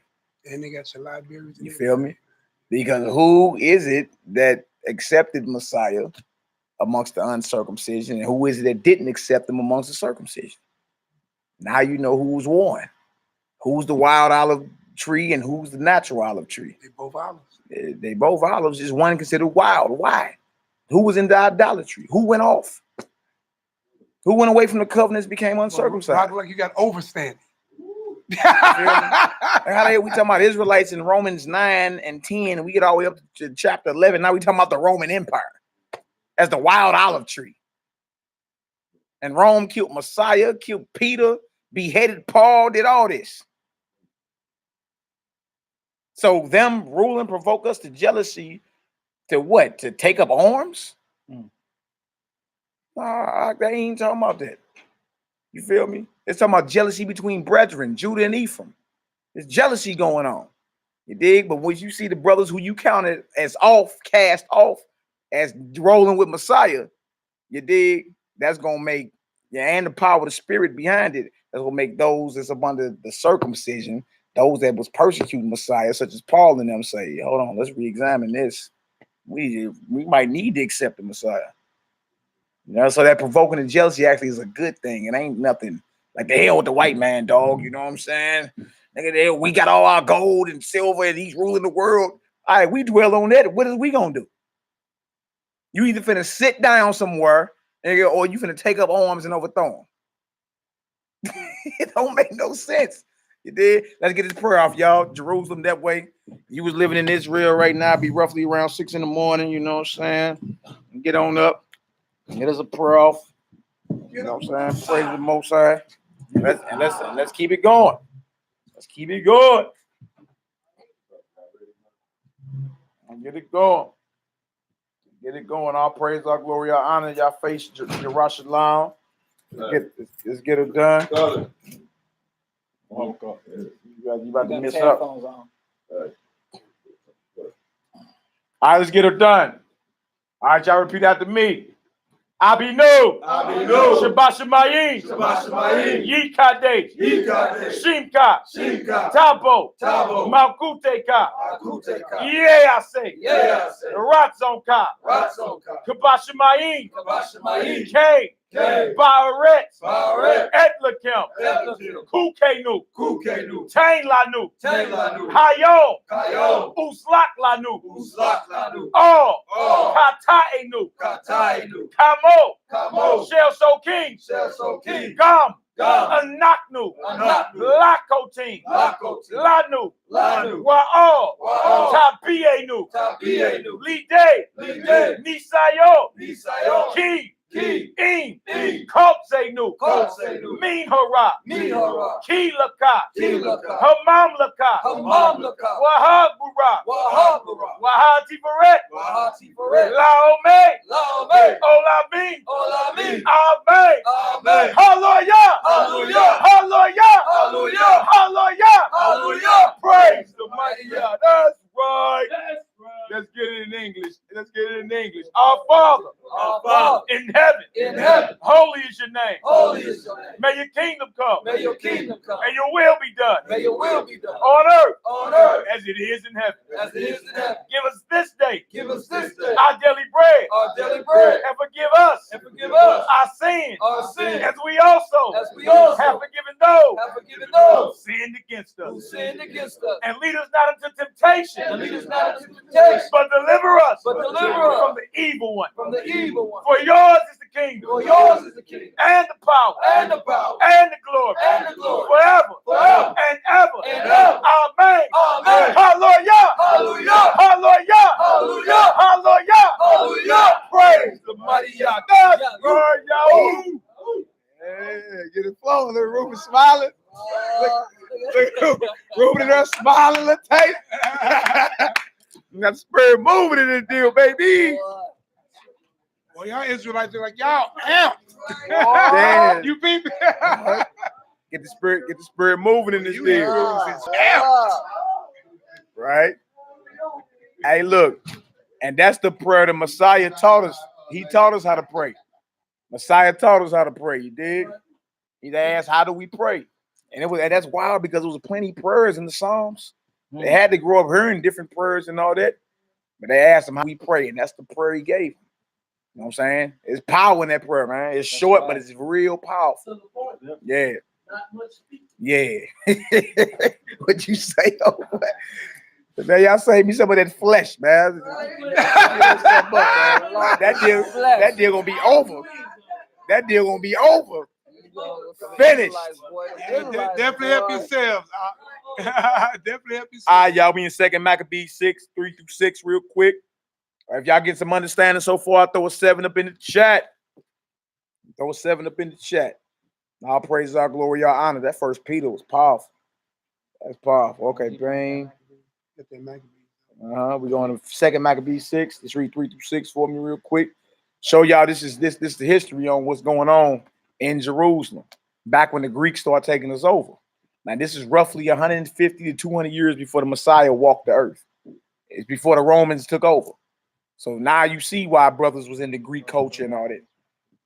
Because we forsook Yahweh's covenant and became Greeks because we started worshiping like Greeks, talking like Greeks, and the scripture called us uncircumcised for it. Not a people. You see? You know what I'm saying? So just take your time and roll with it. And then you be like, well, dang, the mission been the same from the jump. The master, and Paul's master was YAHUDAHS. The master commissioned Peter and all them going to the lost sheep, and the same thing was with Paul. It's just a lot of the lost sheep was in them areas that he went to. Yeah, to the strangers scattered, to the 12 tribes scattered abroad. Greetings. Right. Then 1 Peter 1:1 to the strangers scattered in Galatia and Pontus. And when you start reading stuff like Corinthians and all that, they say all our fathers. There wasn't no Greeks leaving Egypt with us. Greeks? What precept is that? Watch that video. We went over that mixed multitude. Yeah. Mixed multitude mean mongrel race.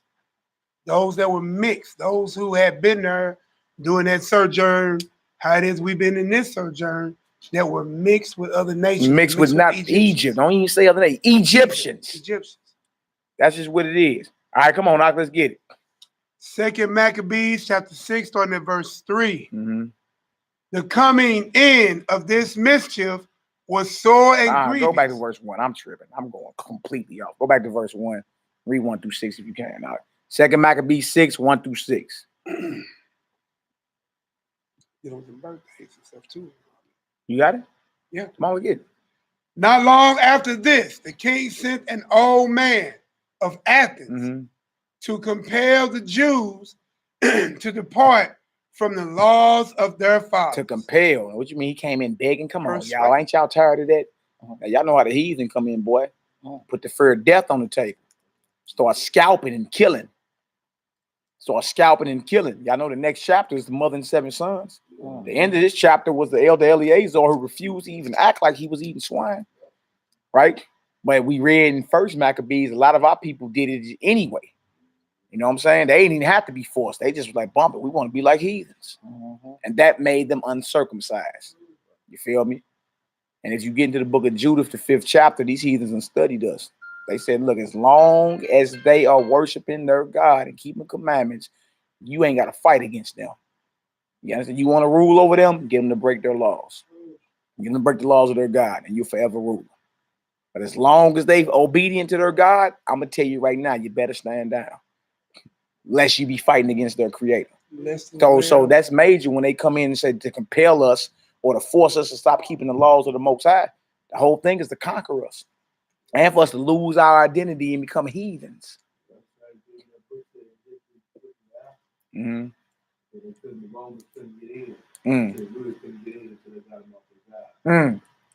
Wow. That's a book called The History and Description of Africa. Said the Romans couldn't even conquer the Israelites.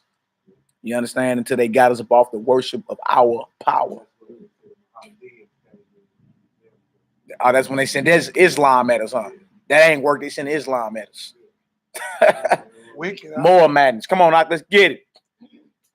And now to live and not to live after the laws of God. And y'all got to understand, this is Christianity at its best.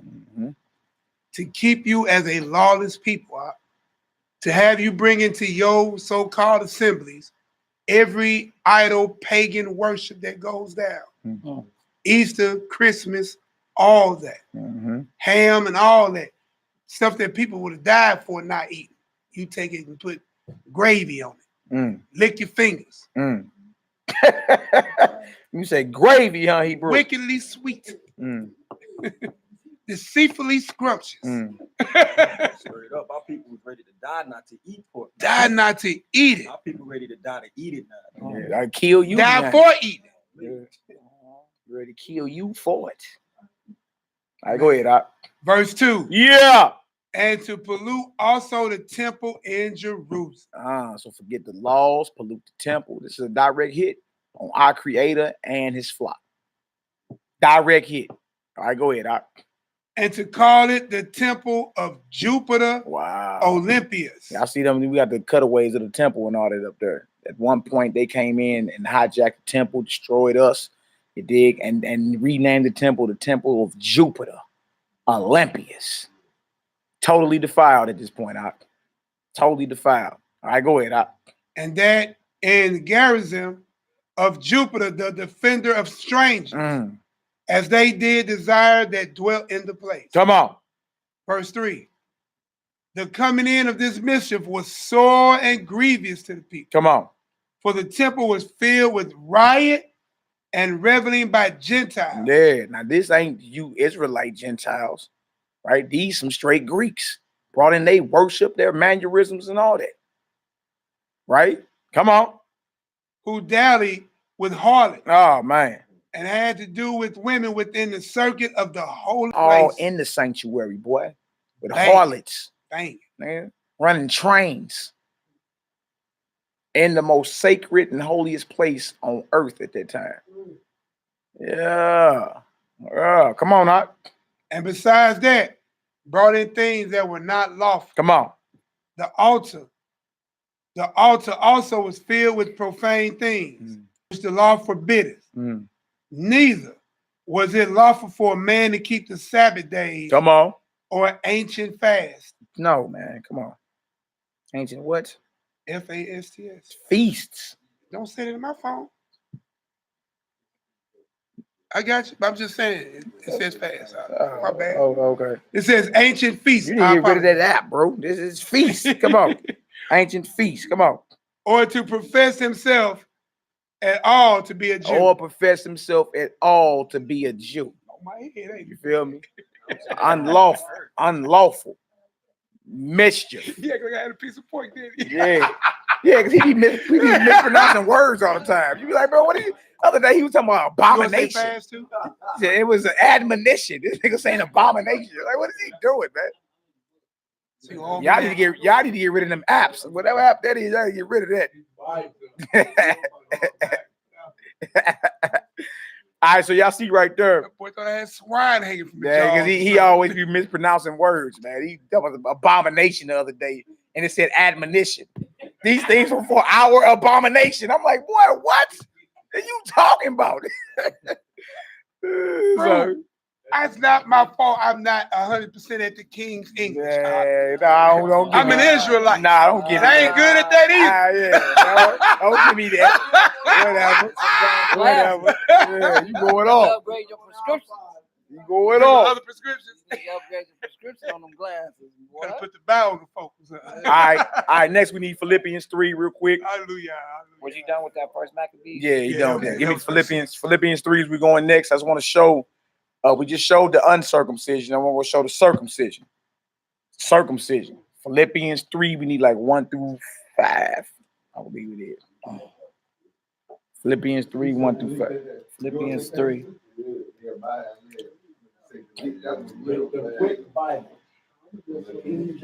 Get y'all buy. Get you where the books at. We ain't got so used to this technology, man. It's destroying us. I don't have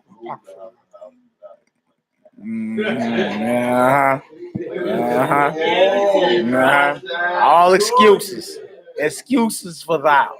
Man, leave my digital fringes alone. All right, come on. Philippians chapter 3. Who the hell? What you mean? How Africans, Israelites? They're not. TB, but we're not Africans. We're not Hamites. We're Israelites. We're from the seed of Shem. Shemites. He said it feel good to see Africans. Wow. somebody just bounced them. Somebody just got him out. I got him up out of here real quick. No, nigga. No, nigga. No, nigga. All right, come on. Y'all get stupid. Y'all here clowning today. All right, Philippians 3. Philippians chapter 3, verse 1. Mm-hmm. Finally, my brethren, rejoice in the Most High, to write the same things to you. To me, indeed, it's not grievous, but for you, it is safe. Come on. Beware of dogs. Beware of who? Beware of dogs. Come on. Beware of evil workers. Beware of the concision. Concision. Yeah, now trip off this. Like Paul is writing to the believers or the Israelite believers in Philippi, right? And he letting it be known that, look, the brotherhood that I come from, they will murder you. Wasn't Paul on his way to murder? He didn't already did some murdering. You did? He like, hey, watch out. This war is real. It's people that sworn to lay you down because you're speaking in the name of the Messiah, right? I used to be part of that old fraternal brotherhood. If you read Acts, I think it's 21, it was 40 men that took an oath to not eat or drink nothing till they kill Paul, put him in the ground, right? All right, come on, now let's get it. For we are the circumcision. Will worship Yah in the spirit and rejoice in Yahushua HaMashiach and have no confidence in the flesh. This is all about true circumcision, spiritual circumcision versus physical. And never was saying don't get physically circumcised, but what good is that if you violating the law? Y'all don't even believe in the Messiah and boasting on your circumcision, right? So he's saying we are the circumcision. You got no confidence just because we circumcised. You feel me? Right? We ride with the Messiah.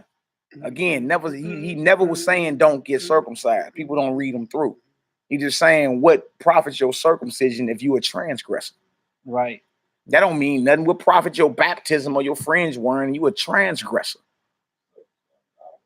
Yeah, but not inwardly. All right, come on. Verse 4. Yeah. Though I might also have confidence in the flesh, if any other man thinketh that he hath whereof he might trust in the flesh, I more. He's like, look, we can do some bragging now. Like if this all was about bragging about pedigree and circumcision, I can boast more than all y'all. Why? Because he was out that old order that was persecuting Yahushua. And like that, just because we had circumcision and was keeping the law on the letter, you feel me? We still was blasphemers and sinners. We was murderers. All right, go ahead. Circumcised the 8th day of the stock of Israel, of the tribe of Benjamin. Come on. And Hebrew of the Hebrews, as touching the law, a Pharisee. Yeah, so a lot of times when you read Paul in the Romans, he is say Israel, or he'll say Jew. You dig? And the way to navigate through that is to ask yourself, is he talking about all Israel? You naturally gonna say, no, he can't be talking about all Israel. Many Israelites believe in the Messiah. So who out of Israel is he talking about? It would have to be his old brotherhood, the Pharisees and the scribes that were commissioned and given the authority to kill anybody speaking in the name of Messiah. You see what I'm saying? Can't be talking about the land. He's not talking about the land of Israel, right? He's not talking about the man Israel, right? And he's not talking about every Israelite. So who was he talking about then? He would have him talking about a specific group in Israel or in Jerusalem, right? The leaders, the Pharisees and scribes that he actually came from. And he was on his way to kill more that was riding with the Messiah until the Messiah blinded him on his road to Damascus. That's how that worked. Go ahead, Rock. No, I'm gonna ask a question.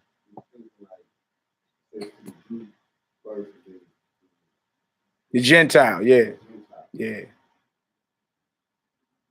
Okay, in Romans 1, it says Jew first, and also Greek. Yeah. Now, why would you just say Greek? You know, so right. Everybody else. Right. Why? What's about this? And why is he saying Greek and it's a letter to the Romans? You know what I'm saying? Like, what's up with that? You said what? That's what I looked up. I'll go ahead, break it off. What you saying? Oh, that same Greek and Gentile is the same word. So it's still talking about the Israelites that are the same mind. Yeah, it's the same exact word. Yeah, and then when you get down to there, it'll say in parentheses Grecian. Right now, when you look up Grecian in Acts 6:1, it's gonna say Greek-speaking Jews that adopted Greek culture and worship. Can one of y'all look that up real quick? What you on looking at? What, got a woman on the screen? What you got going on over here? What's going on? You got a breaching spirit, brother. Look, I ain't lying. Look, am I lying? Look, I told you. Come on, man. That's gospel music. Come on, man. That was some gospel music. Don't play that man this either. I didn't know it was going to. Yeah. Hey, so be careful you burn false witness. That's a gospel artist. Man, that's folk madness. Come on, Act 6. Grab Grecian in Act 6. Yeah, so look, to the Jew first, or the Judean, the circumcision, right? Because those are the ones that stayed at home and kept the Torah, kept the law. You understand? Yeah. Then he was talking about the foreign Jews, there was Greeks and all that. Then you had the Pharisees that was harsh and strict. But it's to them first because they are the ones that kept the customs. They the ones that had the laws and all that. Right? Just like if you stay at home, your children at home won't get punished if they mess up the house first, you understand, before their cousins. They came to visit. You feel me? They come through and visit. You see? And that's what that's going to the Jew first and then to the Greek or to the Gentile. You understand? But what we've been reading today is that's in Romans 9:24 and 25, that the Gentiles he's referring to are scattered Israelites that were uncircumcised. You understand? Parents went off during the time of the Maccabees. Those are the Greeks and Gentiles he's referring to. And I always ask myself that too, like, why is he saying Greek and this is the letter to the Romans? Why didn't it say to the Romans? Why the Greeks? Yeah, it's a lot to it. All right, what they say, Grecian? G1675. Hellenist. Hellenist, right? One who imitates the manners and customs or worship of Greeks and use the Greek tongue. And use who? The Greek tongue. Go ahead. B. Used in the New Testament of Jews born in foreign lands and speaking Greek. Y'all heard that? Used in the New Testament of Jews in foreign lands speaking Greek. Those are your Gentiles you're dealing with. That's crazy, man. Go ahead, oh. So when it says the two first did to the Greek, so would it be put in the second because they coming back into the fold? Yeah, that's exactly what it is. You know what I'm saying? They had already went off and became not a people. You dig? But these, hey, you got the Jews, you got the Judeans, you know what I'm saying? The brothers that stayed up under the customs and all that. You understand? Naturally, they gonna get hit first. They kept this. Go ahead, oh. So kind of like the parable of the two sons, the one son went off. Yeah, the prodigal son. Yeah, the prodigal son. Yeah. One son stayed. Mm-hmm. One son, he was good. Like, you good. You're in that world. Boy, that's an excellent point. That's an excellent point. I ain't even trip off that. That's like the parable. That's a good point. That's what is that? Luke 10, the parable of the prodigal sons. Prodigal son has returned.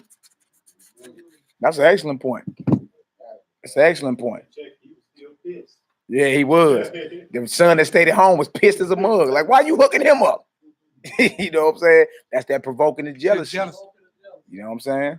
Provoking the jealousy. While we on it, just to bring it back out. The Gentiles spoken of in Revelation 11 that's a different one. It's G1484, and the quick one down at the bottom it says probably from a race. There's a tribe specifically a foreign one, usually by implication pagan, Gentile, heathen nation people. Wow. Just showing that there is a separate, like we say, there's a Gentile court. Showing that those Gentiles ain't Jews that grafted in. That's right. Them Jews is under the 12 gates. Yeah. These is actual Gentiles, not the blood. Hey, exactly. Y'all. Gentile heathens. All right. Was you done with that? Yeah, and then look, check out how Acts 6:1 read. And in those days, when the number of disciples was multitude, there arose a murmuring of the Grecians against Hebrews.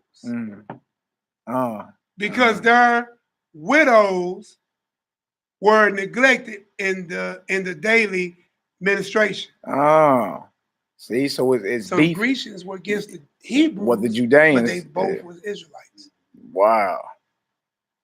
Because their widows were neglected in, the basically provisions for the widows. Because you're supposed to look out for them. You dig? But there was something there where they like, man, we not finna hook y'all up, y'all Grecians. You know what I'm saying? Why we gotta look out for y'all widows? Right? And that's still like as if they're different people. They're actually the same group of people. You dig? But again, that jealousy and contention and hatred is there. And that's that middle wall of petition that the Messiah came to tear down, man. You feel me? That we may be one stick in his hand again. But Israelites, they want to keep the wall up. Yeah. Real talk. All right, so you was done with that. What was we at over here? Philippians chapter 3, verse 6. Yeah, read 6 and then we'll jump. Concerning zeal, persecuting the church, touching the righteousness which is in the law, blameless. All right, drop that. Give me John 7:35 real quick. John 7:35, and then I need Acts 21:17-21. And then let me see. We should be able to hit that Tobit today, and then we're gonna end it with that Isaiah 11. File. Yeah, 21:16 through. Okay, hallelujah. John 7:35, and then I need Acts 21:17-21. There's something they said about the Messiah that we've even read past before. Right here. This was at the Feast of Tabernacles. They're trying to kill him. You know what I'm saying? And then his brothers and them was mocking him, saying, if you be who you are, show yourself to the world. And he was like, my time ain't ready. Yours is always ready. Because I testify that the works of the world are evil. So it's always cool time for you to be cool and rub elbows with everybody. Why? Because you're not against the world. I am. You feel me? And the world he was talking about was the leadership of his own people. Those were the works that were evil, right? Yahushua wasn't over in East India nowhere, the steppes of Russia. You feel me? He was in Israel, teaching Israel how to love one another and be that example on how to come on back to the Father. That's what it was about, man. Yeah, he was going in on them wicked Pharisees and scribes. That's what it was about. Those are the Israelites that were persecuted. And again, you ain't even talking about all 12 tribes. You talking about the kingdom of Judah that was scattered and divided. And of course, the other tribes were, but he dealt right there at home with the circumcision and their hypocrisy. You know what I'm saying? Then he told Peter and them, don't go into the ways of the Gentiles and go get them lost sheep. Right? And then Paul and them had to go out into the nations, but that's where the lost sheep are scattered at. Yeah, among the other nations. And as we end with Isaiah 11, you're going to see some of the parts where we so scattered at. And it's going to name the outcasts of Israel Gentiles. And we're going to look at the definition of one of the definitions means of Israel. And then when we get down to the bottom verses, it's going to say once we are gathered, we're going to lay hands on Edom. Hold on, ain't Edom Gentiles? Then it says, and Moab. Ain't the Moabites Gentiles? And Ammon. Aren't the Ammonites Gentiles? Now, who are these Gentiles is getting gathered with the 12, with the kingdom of Judah and the 10 northern tribes?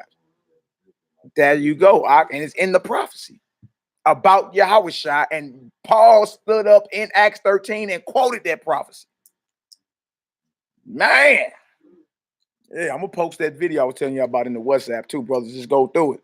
Because whenever the last series it is, the last part of this series, we're gonna do Romans 11. Y'all know we gotta hit that. That's that last stronghold for anybody. What about the wild olive? Okay. So I think we all need to study it.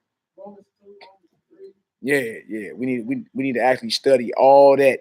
That way we solid on what it is that's coming out. You know what I'm saying? You can explain it biblically, right? For too long, we thought Jew meant all 12 tribes. Where is that in the Bible?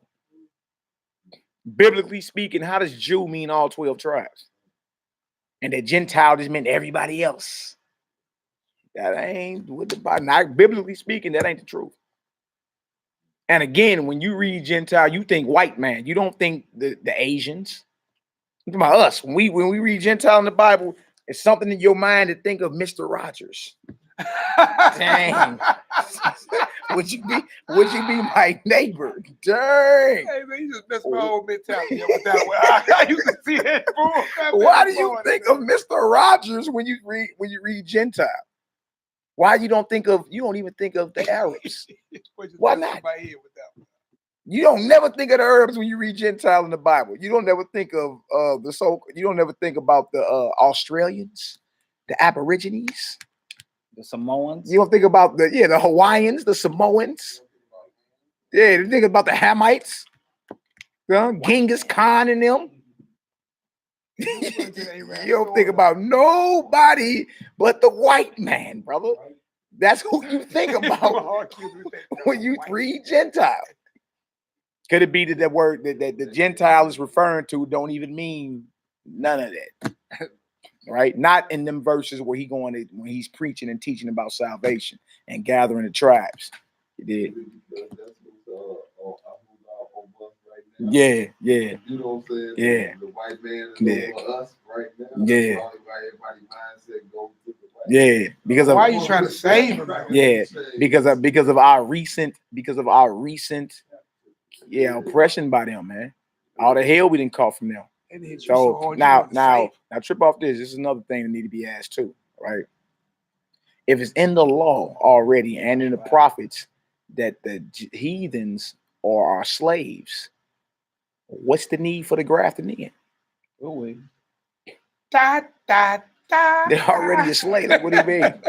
What's the reason? What's the need for them to be grafted in to the commonwealth of Israel? Because they already prophesied to be slaves. If they're already slaves in the law and prophesied for them to be slaves in the kingdom, what's the need of the grafting? They play a position. Yeah. I'm just a quick question just to throw out there. That's it. You know what I'm saying? Go ahead, Al. And you say, why do we think the white man? You know what I'm saying? Not only the oppression, but even during the time of the Messiah, the head top was the white man. Mm-hmm. That's why it says Gentile and Greek. No. The Greek mentality. I think the Greek, I think of a white man. Yeah, You know what I'm saying? So when the Bible was taught to us by the white man, we taught. You know what I'm saying? It's got stuff in there about Greek and Gentile, and you start associating them with them. Yeah. You know what I'm saying? That's on top of them. When they was Greek, it was translated. You know what I'm saying? Right. It was on top when it was translated. Right. So, Right. But Right. not only that, when they brought us over here doing the slave trade, when they started these high prestigious schools and stuff, that's who started these theologian schools. Got the pastors going there and bringing the same doctrine to our people. Yeah. Yeah, the white man is the Gentile. That's it. Yeah, it's real. So it's a lot to retake back in and just meditate on. You know what I'm saying? It's what it is. But again, that mission is always the 12 tribes first. United back on top. You feel me? Then you got the nations. We ain't saying the nations ain't gonna get down and serve, but they're gonna be in subjection. That's the hard line truth. Don't nobody want to hear it, but it's subjection, slavery, servitude. Right. Yeah. It's a righteous judgment. Yeah. It's a righteous judgment. Just the white man. Exactly. Exactly. It's all of them. Everybody plotted. All y'all going in chains. Psalms 83. Every last one. Yeah. Makes sense, don't it? Been down for the long. Yeah. Yeah. The fleecing. Yeah. Yeah, yeah. When you look at that salvation in Romans 11, salvation, when you look that word up, it says delivered from thine enemies. Oh, it says from the molestation of thine enemies. Molestation. Like, so who, what do you mean they need salvation? Like, that's us. Who needs to be delivered and saved from their enemies? It makes sense, man. All right, so come on, where we at? We got John 7:35. Read that real quick. John chapter 7, verse 35. Mm-hmm. Then said the Jews among themselves. And this is what the circumcision that was plotting against Messiah. This is what they said amongst themselves. Go ahead. Whither will he go? Where will he, talking about Messiah, where is he going to go? Because he said he was going to go away. And where he going, they can't come. And they thought he was talking crazy. Well, where the hell he going to go? Right? Go ahead. Whither will he go? Mm-hmm. That we shall not find him. Right. Will he go into the dispersed? Where he go? Hold on. Where he go to the dispersed? Among the Gentiles, to the scattered among the Gentiles, and what? And teach the Gentiles. And teach the Gentiles. So whoever he's going to is who he's teaching. To the dispersed. Among the Gentiles, to teach the Gentiles. Huh? He's talking, he's teaching the dispersed, the scattered. You dig? And that's another scripture that shows that these Gentiles are actually Israelites. They're the ones that are scattered. James 1:1 to the 12 tribes scattered abroad. 1 Peter 1:1 to the strangers scattered in. So now they asking the question in Yahushua time: will he go to the dispersed or the scattered among the Gentiles to teach the Gentiles? He's teaching who he's going to. Right, and even those as part of the circumcision that was under the covenant understood that Israelites were scattered in these Gentile lands, considered Gentiles, bro. That's John 7:35. I'll give you another example. Go to Acts 21. Acts 21, 17 through 21. We just been reading too fast. That's it. Lock the door behind you. Right? Oh, okay. Hey, Shalom, Mike, what's the word? Shalom. Got a couple more of these deals. Yeah.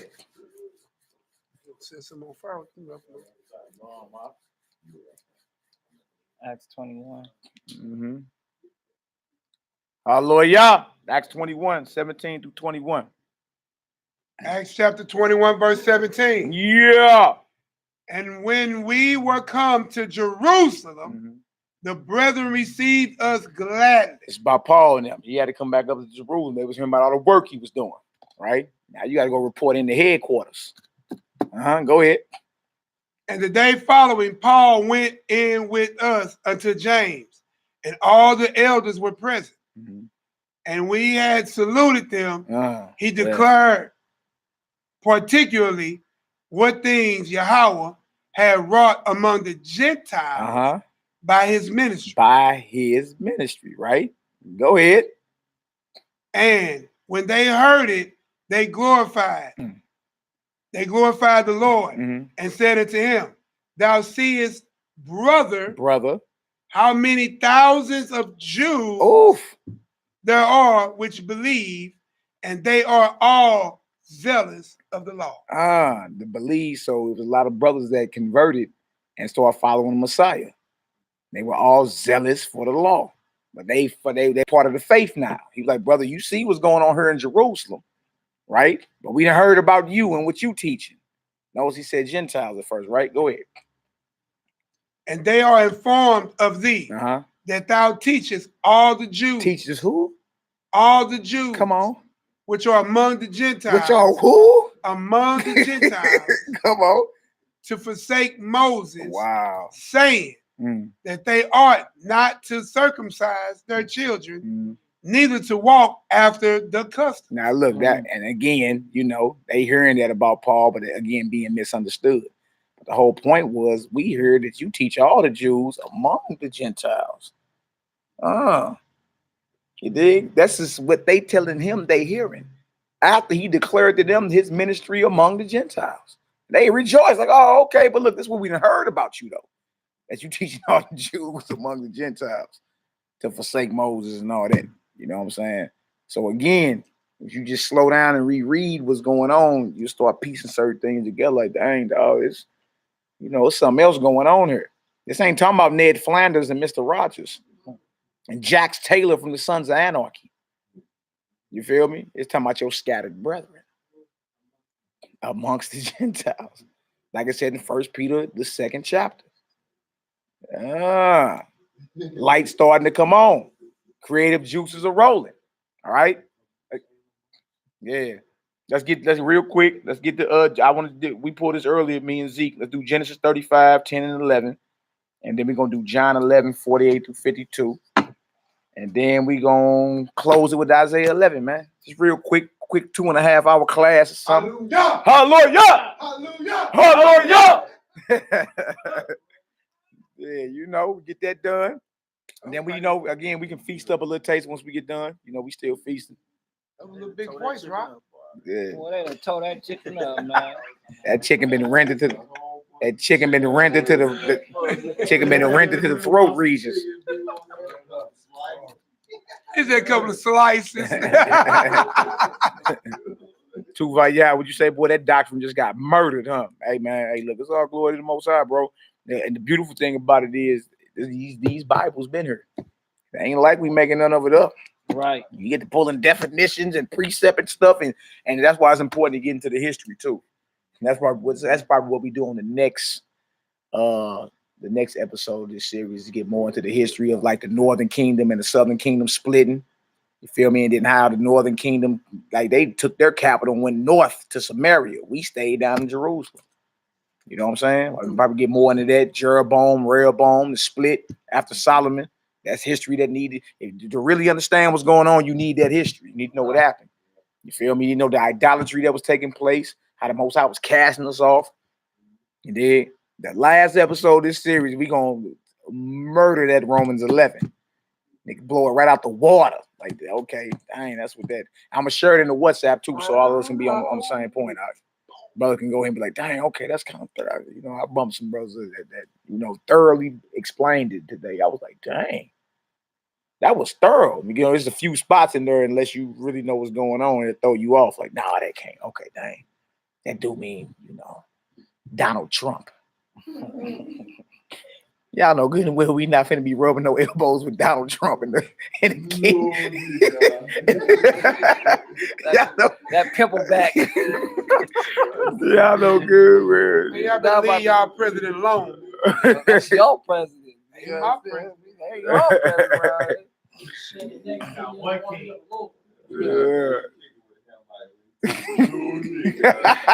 Good nigga. Y'all clouded up in there, man. Genesis 35. Genesis 35, 10 and 11. Just real quick. Just real quick, Genesis 35, 10 and 11. Then somebody hold John 11. John 11, we need 48 through 52. We end it with Isaiah 11, few of them verses. Bing, bang. Genesis chapter 35, verse 10. Uh-huh. And Yahweh said unto him, thy name is Yaakov. Thy name shall not be called anymore Yaakov, but Israel. Right, your name won't be Jacob, but Israel. Same thing happened in Genesis 32. So he's reiterating, right? Go ahead. But Israel shall be thy name. Come on. And he called his name Israel. Uh-huh. And the Most High said unto him, I am your power almighty. Be fruitful and multiply. A nation and a company of nations. Hold on, a nation and company of nations? What? No. Shall be of thee. Shall be of who? Shall be of thee. Shall be of Jacob? Shall be of thee. Shall be of Israel? Kind. Wow, hold on. Jacob had 12 sons that became 12 tribes. What you mean, a company of nations? Is each tribe considered a nation as well?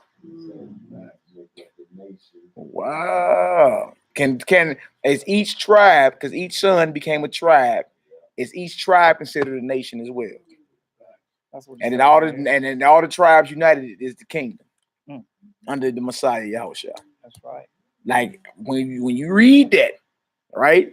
Again, he ain't saying that to Abraham. I mean, he did, but I'm saying this ain't Abraham he talking to right here. Jacob's name was changed to Israel. He is the prince of the power, and he said a nation and a company of nations shall come of thee. Nations with an S, right? Yes, sir. Really? Really? Okay, well, let's go to John. We're going to the next, John 11 chapter. Let me finish this real quick. I need to look up that. And kings shall come out of thy loins. 35. And then grab John 11 for me, 48 to 52. 35 right there, yeah.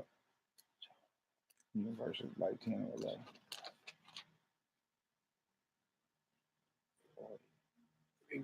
Take the company of nations. Oh!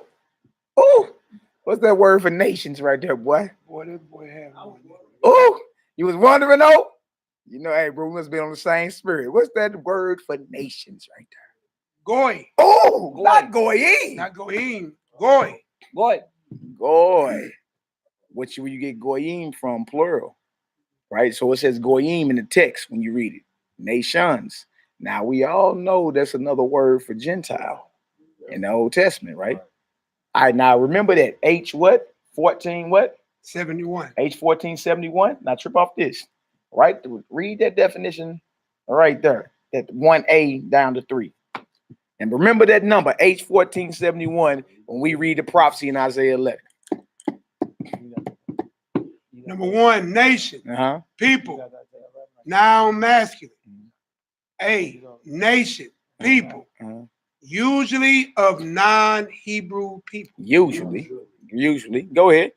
Of descendants of Abraham. Of descendants of Abraham. Which, okay, Esau is a descendant of Abraham. You know what I'm saying? Ishmael. Okay, understood. Keep going. Of Israel. Of who?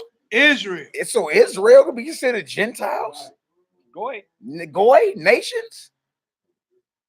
Who he was talking to? Wow. And he was talking to Jacob. Out of his loins. Out of his loins, nations shall come forth of thee.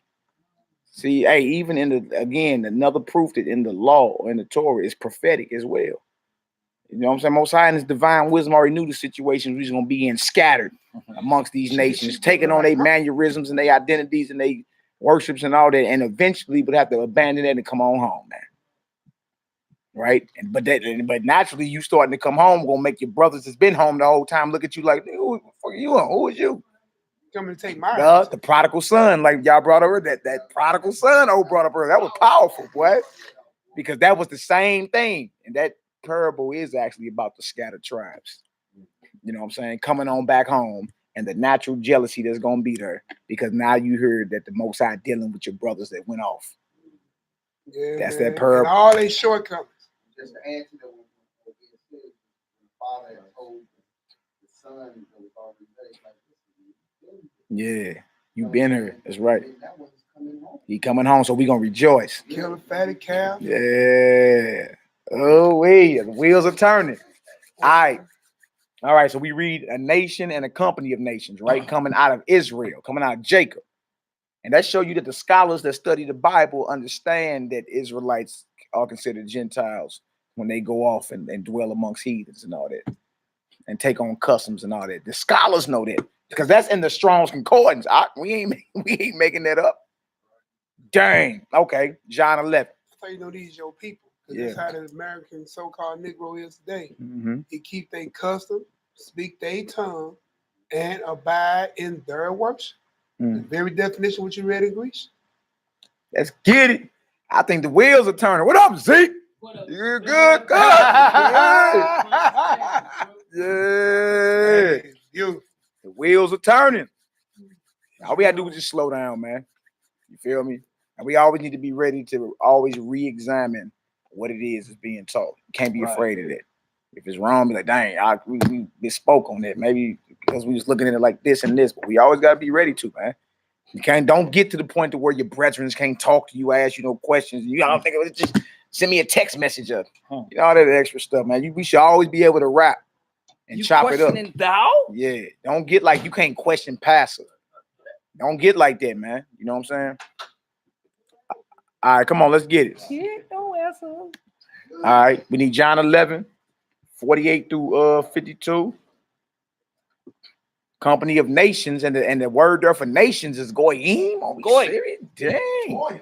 Dang. All right. Yep. That prodigal son point is powerful. We're going to bring it out next episode, though. I'm boy, the most high on you on that one, but that's about the brothers that stayed up under the covenant and the brothers that were scattered. Out of the same house. Yep, out of the same house, same father, and had to come on back home. And the brother that stayed home had a problem with the brother that came back home. Vote to anger and jealous. Yep. That's why he say ain't no Jew is no Greek. Y'all all the same, man. What is y'all beefing over? You did. That don't mean there ain't no national boundaries. You mean to tell me there's no Italians anymore? You know better than that just because you believe in Jesus. You know soon. You know it's a difference when the cops jump behind you and throw them cherries on. You know it's a difference. Yeah. There ain't no like the clan believe in Jesus too. And you claiming you in church believe in Jesus. And it's still a difference. Yeah, I'm saying. There's men and women still. So what are you talking about? He was saying what? Y'all are Israelites, man. You dig? And Yahushua the Messiah died for us both. You dig? And it's time for us to come together and be one stick in his hand. You dig? That's what the whole message was about, man. It wasn't about just because the Greek believe in Jesus that there's no difference between him and you. What advantage then have the Jew then? Much in every way. So what do you mean? So why would Paul say that and then the next breath say ain't no difference between y'all? It is a difference. Major league. I thought the Most High in his divine Torah said ye are above all people. Right. That's a difference. All right, so why can we all of a sudden read Galatians and say, well, ain't no difference between us? No, get the hell on. Yes, it is. Yes, it is. He talking about my brothers that scattered and the brothers that's at home. Ain't no difference between us, not you, heathen. Stop it. Right. You can't just use one verse in the Bible and it just debunk everything that was written before it. How? Abrogation. It has to link in harmony. It can't contradict itself. That would be a contradiction. Just because Mr. Rogers claimed he believed in Christ, there's no difference between me and him. You know it's a difference. You feel it when the cops jump on you, boy. You know what it is. That he's gonna roll that window down and cuss the cops out. Pull a gun out, get away, won't even get shot. Nigga, you better not reach for the unlock button. It's a difference. Go ahead, Doc. I was looking this up for another reason, but it kind of goes to the point. 1 Corinthians 9:20. Mm-hmm. Paul say, and unto the Jews I became a Jew, that I might gain a Jew. Yeah. To them that are under the law, that under the law, that I might gain them that are under the law. Yeah, like that's a circumcision. His Pharisee brotherhood. He had to gain them because look, a lot of people like, man, the hell with them. They denied Christ, nigga. They going off. But Paul was out of that, and the Most High woke him up. So when he would go around his brethren that he used to be around, you know what I'm saying, and that same mindset, He had to get on their level and be like, okay, look, this is what it is. Just so he can gain them. No, he didn't separate. Right. Yeah, he looked to gain the brethren. And then we should be doing the same thing. Not like, nigga, you can't come around me just because you, that's off.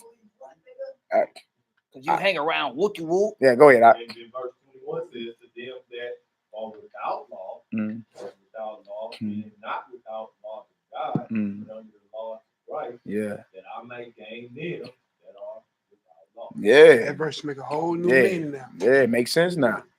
The brothers forsook the law and were scattered.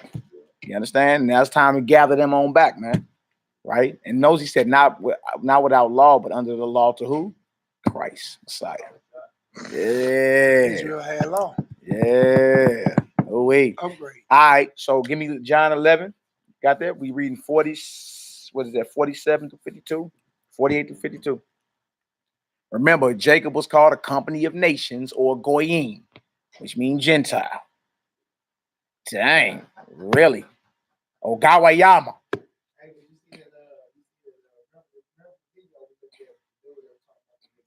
Yeah. Yeah. Yeah.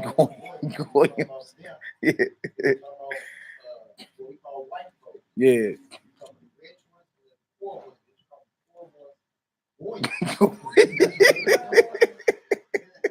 Man, we was laughing, boy. We was in stitches laughing at that video, boy.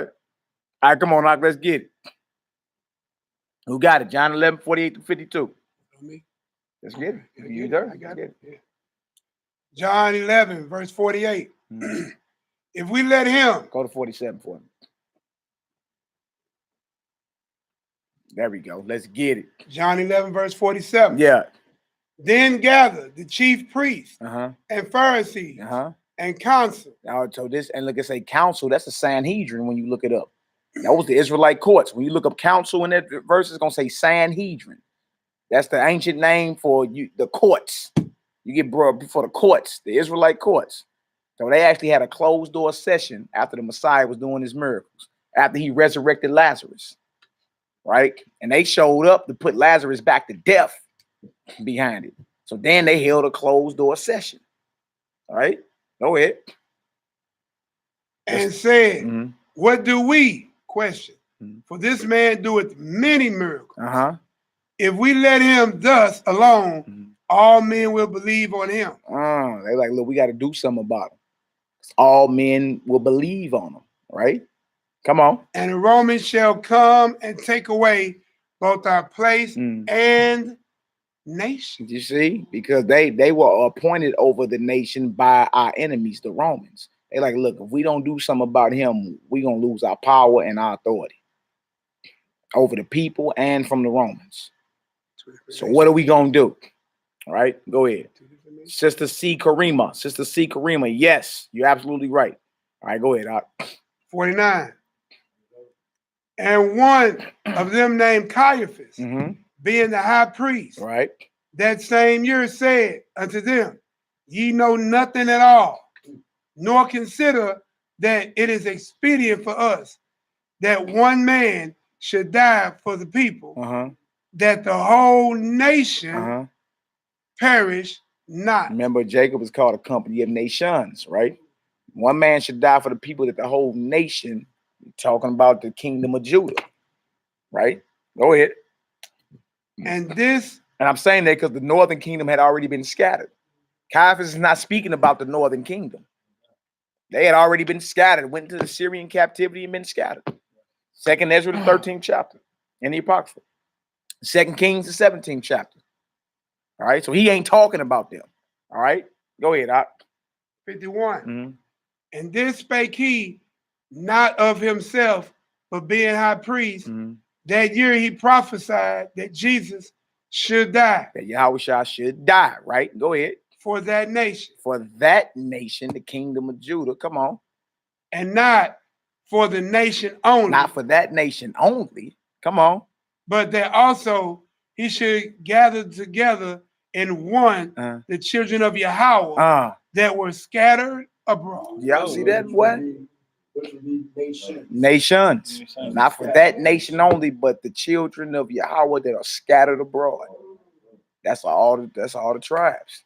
And we read Genesis 35 that Israel is considered a company of nations. Right? Do that make sense? Hallelujah. If that makes sense so far, go ahead and throw a 7 up in the chat. Last scripture, Isaiah 11. Isaiah 11. Isaiah 11. If you peep, they had the first, what was that, COINTELPRO? Yeah. Yeah. Let's get it, Ellie. Yep, Isaiah 11. Let's read 10 through 14. It's something that we read over plenty of times. Something that we done read over plenty of times. And we need to look that word Gentile up right here in this. Please go there, brother. You know you're excellent with the navigation skills. Yeah. Just not to read. Isaiah 11, let's read 10 through 14. What you saying? Can I bring out something on that nation again? Go ahead, out. The word nation, right?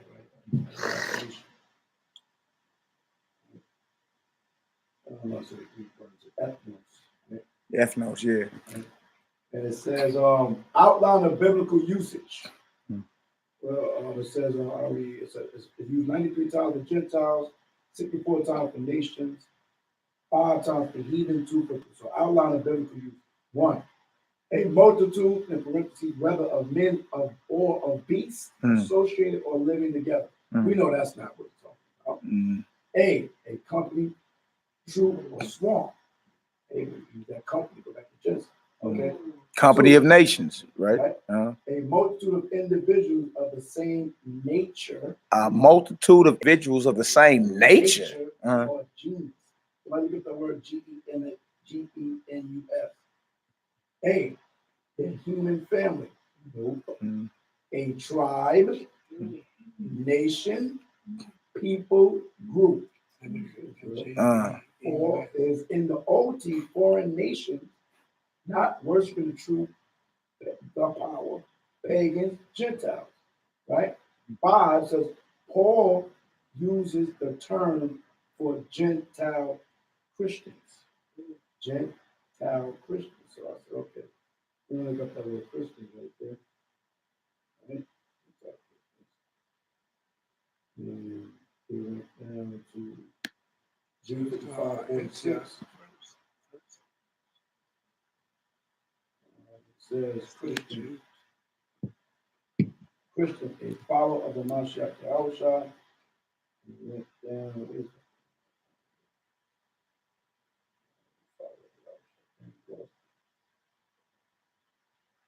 but the point is, when it says Gentile Christians, when Agrippa, Acts 26:28, then Agrippa said unto Paul, almost thou persuadest me to be a Christian. It's like you said, am I a Jew? Another cat. So the Christians was first, the disciples first called Christians. Antioch, Acts 11. Another word is being used for Israel. Israel. It's another word Christian is used for Israel. The Israelites that follow Messiah. Acts 11:26. The disciples, who were the disciples? The disciples were first called Christian at Antioch. Right. Excellent point. All right, look, let's get this. Isaiah 11. Let's read 10 through 14. Let's end it. Isaiah chapter 11, verse 10. Yeah. And in that day there shall be a root of Jesse, which shall stand for ensign of the people. We look up ensign for me real quick. Look up ensign. Ensign of the people. What ensign say? Ensign is H5251. Nace or ness. Something lifted up. Standard. Signal. Signal pole. Inside. Banner. Sign seal. Standard. Rallying point. What? Rallying point. Rallying point, huh? Meaning the gathering. This is a prophecy about Messiah. The root of Jesse, when you look at the word branch up, it's going to say Natsar. That's where you get Nazareth from, or Nazarene.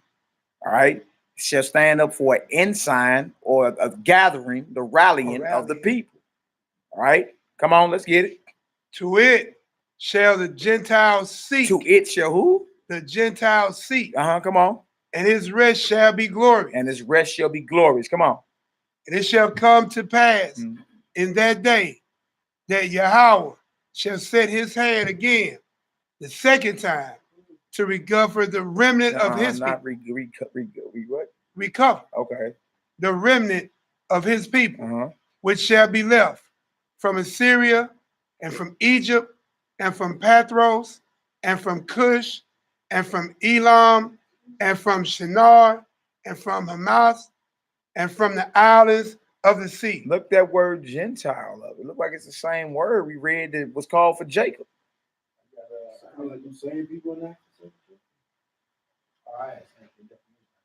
No, you got it. You got it right here. Right there. Awesome. Gentiles, 1471. Yep. Nation. Goyim, right? Nation, people, a nation, people, usually of non-Hebrew blood. Usually, go ahead, 2. Of descendants of Abraham. Come on, 3. Of Israel. Of Israel. Now, that's the same nations or Gentile that Jacob was called in Genesis 35, verse 10 and 11. H1471. Right? So now he talking about, he mentioned Gentile. He mentioned the gathering of the people. He mentioned Gentile. And he started naming this, he's going to regather, set his hand a second time to regather the remnant of his people, which are left in all these lands. Right? Now, is he talking about heathens when he say Gentile, or is he talking about Israelites scattered in these lands?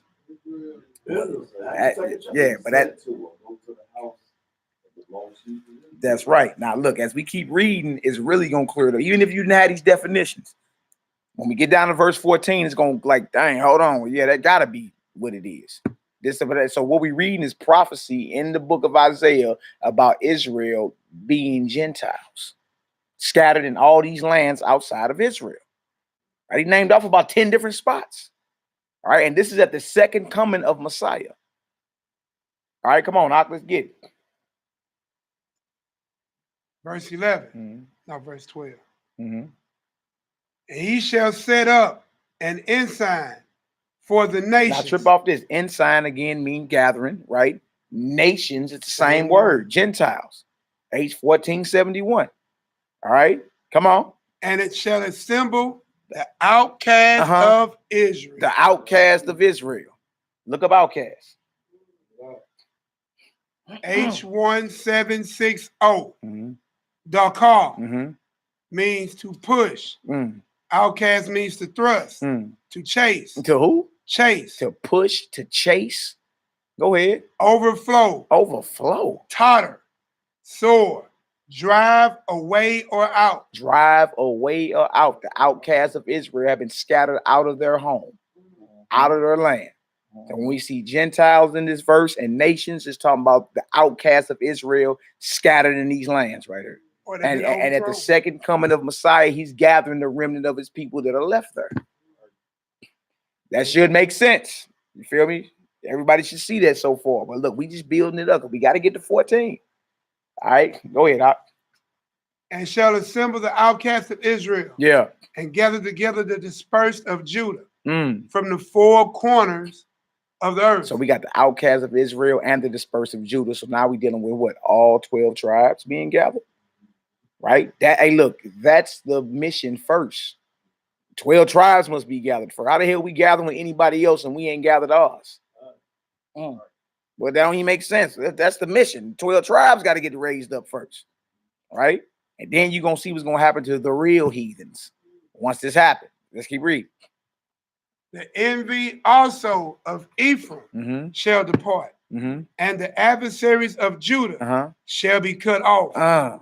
Ephraim shall not envy Judah. Come on. And Judah shall not vex Ephraim. So now we see what? That the hatred between the brothers, the northern and southern kingdom, is vanished at the second coming of Messiah. Ephraim is the largest tribe out of the northern kingdom. So sometimes you read the northern kingdom is Ephraim alone. And Judah is the southern kingdom. Right? Look, they ain't gonna vex one another. That hatred is gonna be off the earth between us. It's gonna be all brotherly love united up under Messiah. Y'all see this? Now, this is the very prophecy Paul stood up in Acts 13 and quoted. Oh, wait. All right, come on, let's get it. Verse 14. Here it go. But they shall fly upon the shoulders of the Philistines. Come on. Are the Philistines Gentiles? Aren't they heathens? Okay, we got Philistines. Go ahead. Toward the west, they shall spoil them of the east. Come on. Together, they shall lay their hand upon Edom. On who? Edom. They laid their hands. The 12. So we're gonna lay our hands on Edom, the Edomites. Not sure about this. Aren't Edomites Gentile heathens? So this is how you know that those Gentile nations in them previous verses are talking about Israelites and not heathens. Because the 12 tribes are gathered, the hatred between Ephraim and Judah is gone. Now it's time for us to lay hands on these heathens. Do y'all understand? I mean, if it's confusing, let me know. Can I get a Yahoo from the audience? Yahoo! Yeah, okay. Just let me know if y'all understand that, bro. If it's understandable, if not, we can go back over it. You know what I'm saying? But if it's understandable that these Gentiles, and which are the outcasts of Israel and the dispersed of Judah living in all these different lands, right, are gathered at the second coming of the Messiah. You understand? And once the 12 tribes are gathered, we are going to lay hands on heathens for real. Philistines, the Edomites. Who else is mentioned in there? The Moab. The Moabites. Go ahead. The children of Ammon. The Ammonites. Shall obey them. Shall who? Obey them. Yeah, they be in subjection. What you mean? That should be crystal clear. If that's crystal clear on the worldwide chat, throw a 7 up in the chat. That's right. There was 7 up in the chat. There was 7 up in the chat. And y'all, that's just was another quick one. History of Israelite strangers and heathens, part 3. You know, we gotta do 10 parts to it, so be it. You know what I'm saying? Yeah. Hey, but you know what stood out to me? What stood out to me is when I looked up the definition for Gentile nation, and it was Goyim, and one of the definitions is Israel. So I'm like, that means the scholars know that translated the Bible. The scholars know that Israel's living in these other lands, taking on these other customs, are considered Gentiles. This ain't nothing we making up out. Yeah, outcasts, Gentiles, dispersed, scattered, and Genesis 35. Matter of fact, me and Mahal was reading the other day. That's where I got it from. He was like, boy, you read that Genesis 35? I'm like, dang. Jacob considered not only a nation, but a multitude of nations, which means each tribe is considered a nation as well, which would make sense because we wasn't supposed to be tribe hopping either. You hear me? You ain't supposed to be doing that. You lose your inheritance. You see? Wow. So all 12 nations or tribes combined make us the kingdom. Right. You did. So all praises, all glory, all honor to the Most High. All praise. Bro, say, Malaki, it's been a wrap. Hallelujah. All praise, glory, and honor. All right, y'all, we're gonna pray on out. We're just gonna do it in the Hebrew, and then we gonna fellowship amongst the brethren that's here. Y'all willing, we back live around midnight, not midnight, tripping, noon tomorrow. I say what? No more hours. Going on. Yeah. This is all night. It's all night, baby. Better be a 24-hour set. You know what I'm saying? Going on. All right, y'all. If y'all were edified, all praise, glory, and honor to the Most High. All right, let me go ahead and put the email and all that up in the chat too. Going off. What you say, boy? You see, Zoa was already back there passing out. Zoa still is over. Mahal called too. Mahal was nodding off. Yeah, Mahal was nodding off, going off.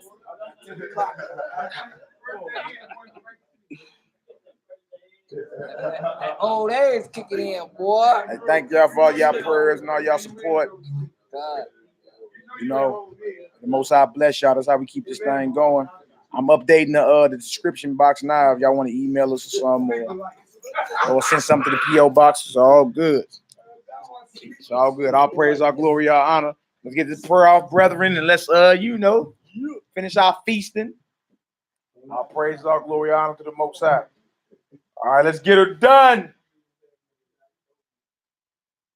What you talking about? What you talking about, man? I ain't messing with you, man. Whatever.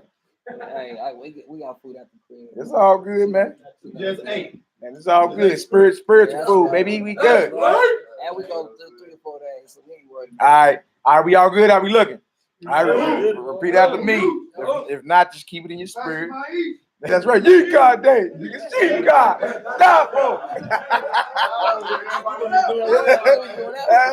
y'all brother be y'all sleep. I'll be new. All right, let's get it.